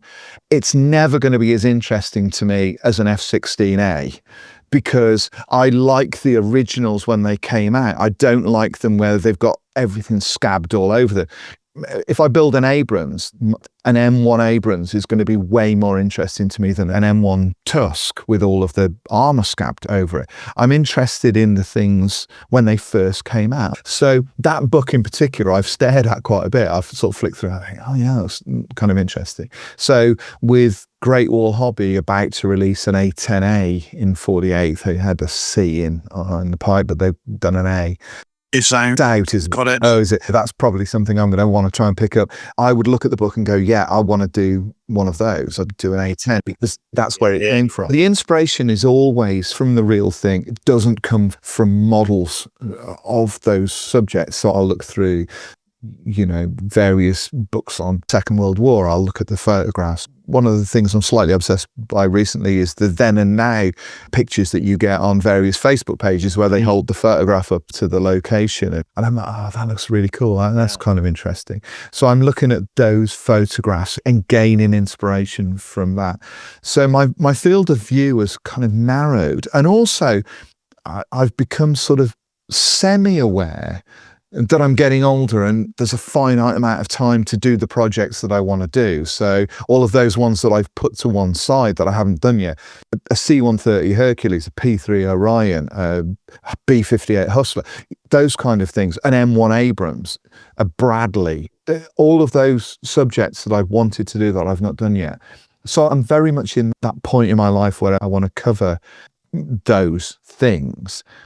But like I mentioned earlier on, I am a bit like a grasshopper. So I'll decide on something and I'll go, oh yeah, I quite fancy doing that next. And then I'll go, ooh, that's a nice photograph. Is the choice made for you now and again, Specs? Yeah. You know, like if a magazine says, here, can you do that? So Marcus will contact me, especially if a new Tamiya kit's coming out. Marcus will get in touch with me and he'll say, oh, F-35C's coming in.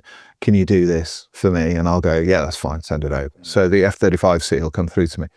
Then he'll phone me up and say, just had the M36 Jackson. Can you build the M36 Jackson?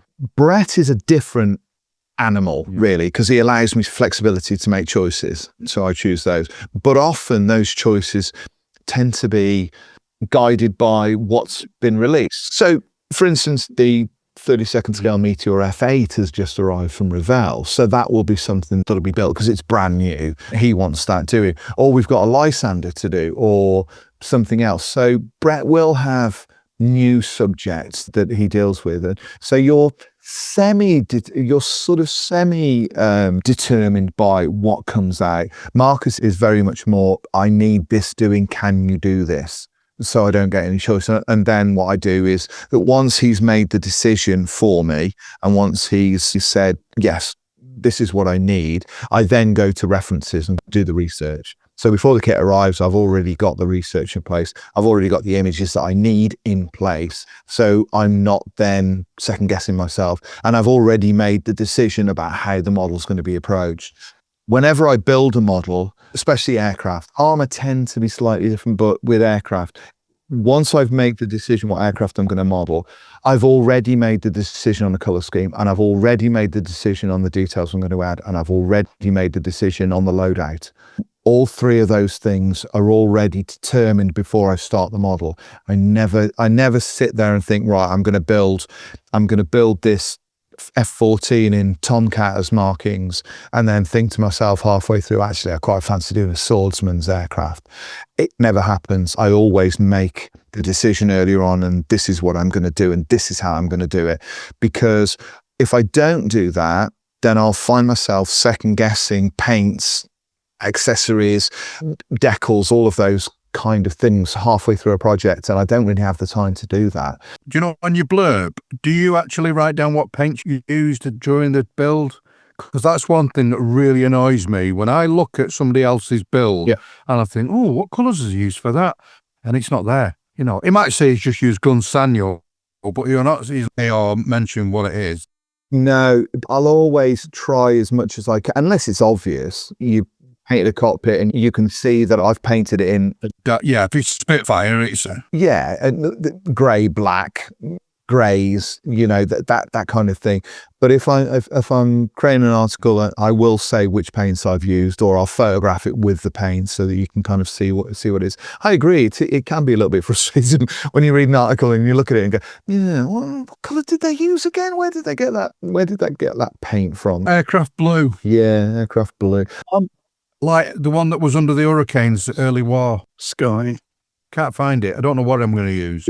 I had that with sky blue. Yeah, the sky blue. Nobody actually does a sky blue. No, I had that with the that Mark 8 Spitfire I built last year, the 24 scale one. Whatever the colour was on that, there was PRU blue, and I was like, where do I get this flaming colour from?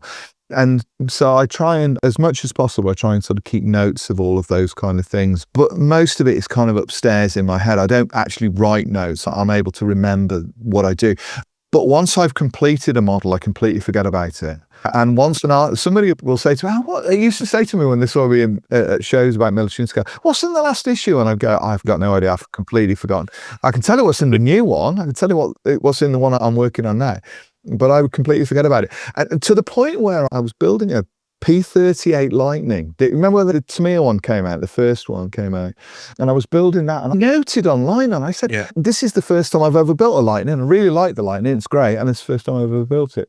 And then somebody sent me a screen grab of an article I'd written for Military Scale where I'd built a P-38 Lightning for the magazine. I'd completely forgotten about it. And I was just like, where did that all come from then? And I still don't remember building this flaming thing. And what do you do with them? A lot of the new stuff is on display in my workroom and sort of in the library bit here. But the majority of stuff that I build just goes in boxes, goes up in the loft. I've got an entire collection of built-up models. I think to myself, I should just get rid of these things. But I do find it very difficult to get rid of. I'm very kind of territorial about the models. Yeah, a lot of them are on display. You'll see some of my work. I'm taking some work to SMC, so you'll be able to see 3 or 4 things that I'm taking there. The SMC. But I like to keep everything in this bit of the house, that there isn't anything over there in the body of the house. And that way I have a break. The break line is the door that comes into this bit, so that everything, this is work. This is the work part of the house. And the rest of it is my home. We don't really have anything in there other than PlayStations and TV and the essential stuff. Drum kit, have you stopped playing it? No, it's not set up. It's not actually set up at the moment because of work done, but it'll be set up at some point. I'll get back to playing. So, yeah. Okay, so loaded question for you. 132nd Meteor, what do you think? Oh, it's fantastic. It's outstanding. Is the simple answer to that. It's absolutely outstanding. It's like Revell kits that you've sort of seen recently. It's a real step up from what they've produced up till now. I mean, they went through quite the F-18 Super Hornet that they built, which was just an absolute pig, you know, things like there's been issues with kits and some of them haven't been that great. And this thing is like on another level. It's beautiful. The surface detail on it is absolutely out of this world. It's as good as I've seen anywhere, really. It's one of those kits that did a very cursory preview of this thing, posted it on my blog, and I said that this was my kit of the year, and I have no reason to change that opinion. Unless something spectacular comes out in the next, how many months we got? 3 months left of this year, 3 months. Unless something spectacular hits the market in the next 3 months, this thing's best kit that I've seen released. I haven't actually. I've only got the plastic parts at the moment. Luke, who's been project managing this thing, assures me that the decals, some photo etch and the instructions will be here this week, so I'll have a complete package. I like the idea of doing an FR9. I like the nose on the FR9. I think that's rather nice. But I did jokingly say to John Mock when we were talking about it that I did a 48 scale Airfix one that was in high-speed silver and day glow. And I thought that would look kind of corking in 32nd scale. Although the day glow did give me kittens painting it onto the 48 scale one. I really don't know. There's some interesting schemes here. I think is there a Belgian one in that? I can't remember. Yes, there's a Belgian target tug. Yeah, Belgian. I might not do an REF one actually, which is quite unusual for me. Although I did say that if I was to ever build a 24 scale Airfix Mark 9 Spitfire, I would do the French one because I quite like the idea of doing something different. So I think that's a likely option to do something rather than doing I've already built an REF F8, so may well do that. But when this kit comes out, I think people are going to be really bowled over by it because it is beautiful. It is absolutely beautiful. The quality of the moulding is fantastic. The surface detail is brilliant. The interior is really nice. You get 2 Derwent engines in it. It's absolutely beautiful. Yes, it's definitely the best aircraft kit I've seen this year, without doubt. Well, I have seen the decals that are for the kit. Okay. Yes, I've been working on that project with Luke for some time. Yeah. But if you've built the Airfix Meteor, you'll have built this aircraft because both aircraft were scanned from the original WH364, which is down at the Gloucester. One thing I did notice about when I was looking at it was that it looks very familiar. The way that Revell have approached their kit and the way that Airfix approached their kit, detail on it, that there is a familiarity there. So I am really interested. The other thing about the Meteor kit is that it's surprisingly big as well. People make the assumption that these post-war jets were little machines, but it's a big old boat. Yeah, it is. It's going to be an interesting thing, but I've got projects this month to finish off. And then I've got the Marauder to do for Brett. The ICM kit will be my next build after that. So I'm not going to get to the Meteor until after the National. When's it going to be out for sale? End of November.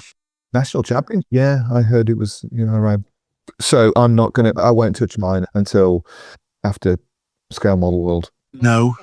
And I'll buy you one. Well, the first iteration of the box is only 3,000 being produced worldwide, and it's going to have the Duke Hawkins Meteor book in it. Photo etch, canopy masks, basically everything you need. I like the option of the FR9 though. I think it just adds a bit of punch to it. It's got an aggressive air about it, that blunt nose with the camera port. So I do like the look of that. So I think that's my likely port of call with that kit. I don't really know just yet. But like I say, I won't start one until...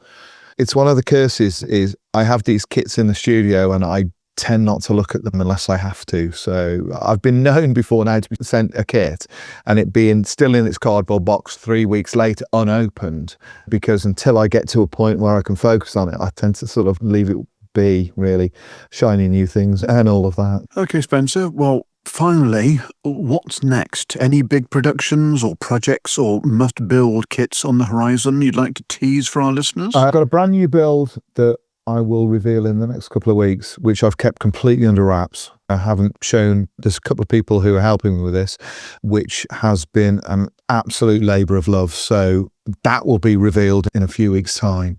I'm not going to say too much more about that. The first time anyone sees it will be at Scale Model Challenge. So that's brand new. Cool. I haven't wanted anybody to kind of see that until it's finished. Then I've got the Marauder, which is going to be done which I'm looking forward to, which is going to go on display at Scale Model World. So you'll be able to see that. So that'll be brand new for Scale Model World again. And then the Meteor, which I'm planning to do. And then after that, a few projects that I'd like to complete, which I think will probably come up and run into the new year. One is a fully detailed F-15 Strike Eagle, which I've got all the bits and pieces for. So that's something, including an amazing set of ejector seats from the Minicraft collection, which are amazing, absolutely unbelievable. So that's going to be done. And also a Buccaneer. I'm going to finally get around to doing a Buccaneer. You mentioned earlier on about A trumpeter say one. that again. A trumpeter Oh one. God, no. The trumpeters they really should. That'll be At interesting. the risk of being excommunicated, they should avoid British subjects, really, shouldn't they? So yeah, and again, you mentioned earlier on about the Meteor kit having a Duke Hawkins book in. I bought Duke Hawkins books for both the Buccaneer and for the Strike Eagle, and they are absolutely unbelievable reference books. For anybody that wants to build an aircraft kit in detail, they're just sensational. The one on the Strike Eagle is amazing. So I can see me getting a couple more of those at some point. And then I'll try and mention the Mighty Bolton show, which comes up at the end of January, February time, isn't it? End of January. 25th of January.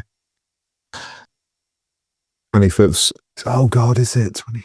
So I'll try and get something new done for then as well.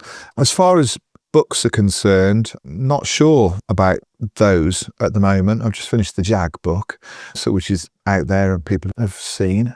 Yes, thank you for that. Highly recommended.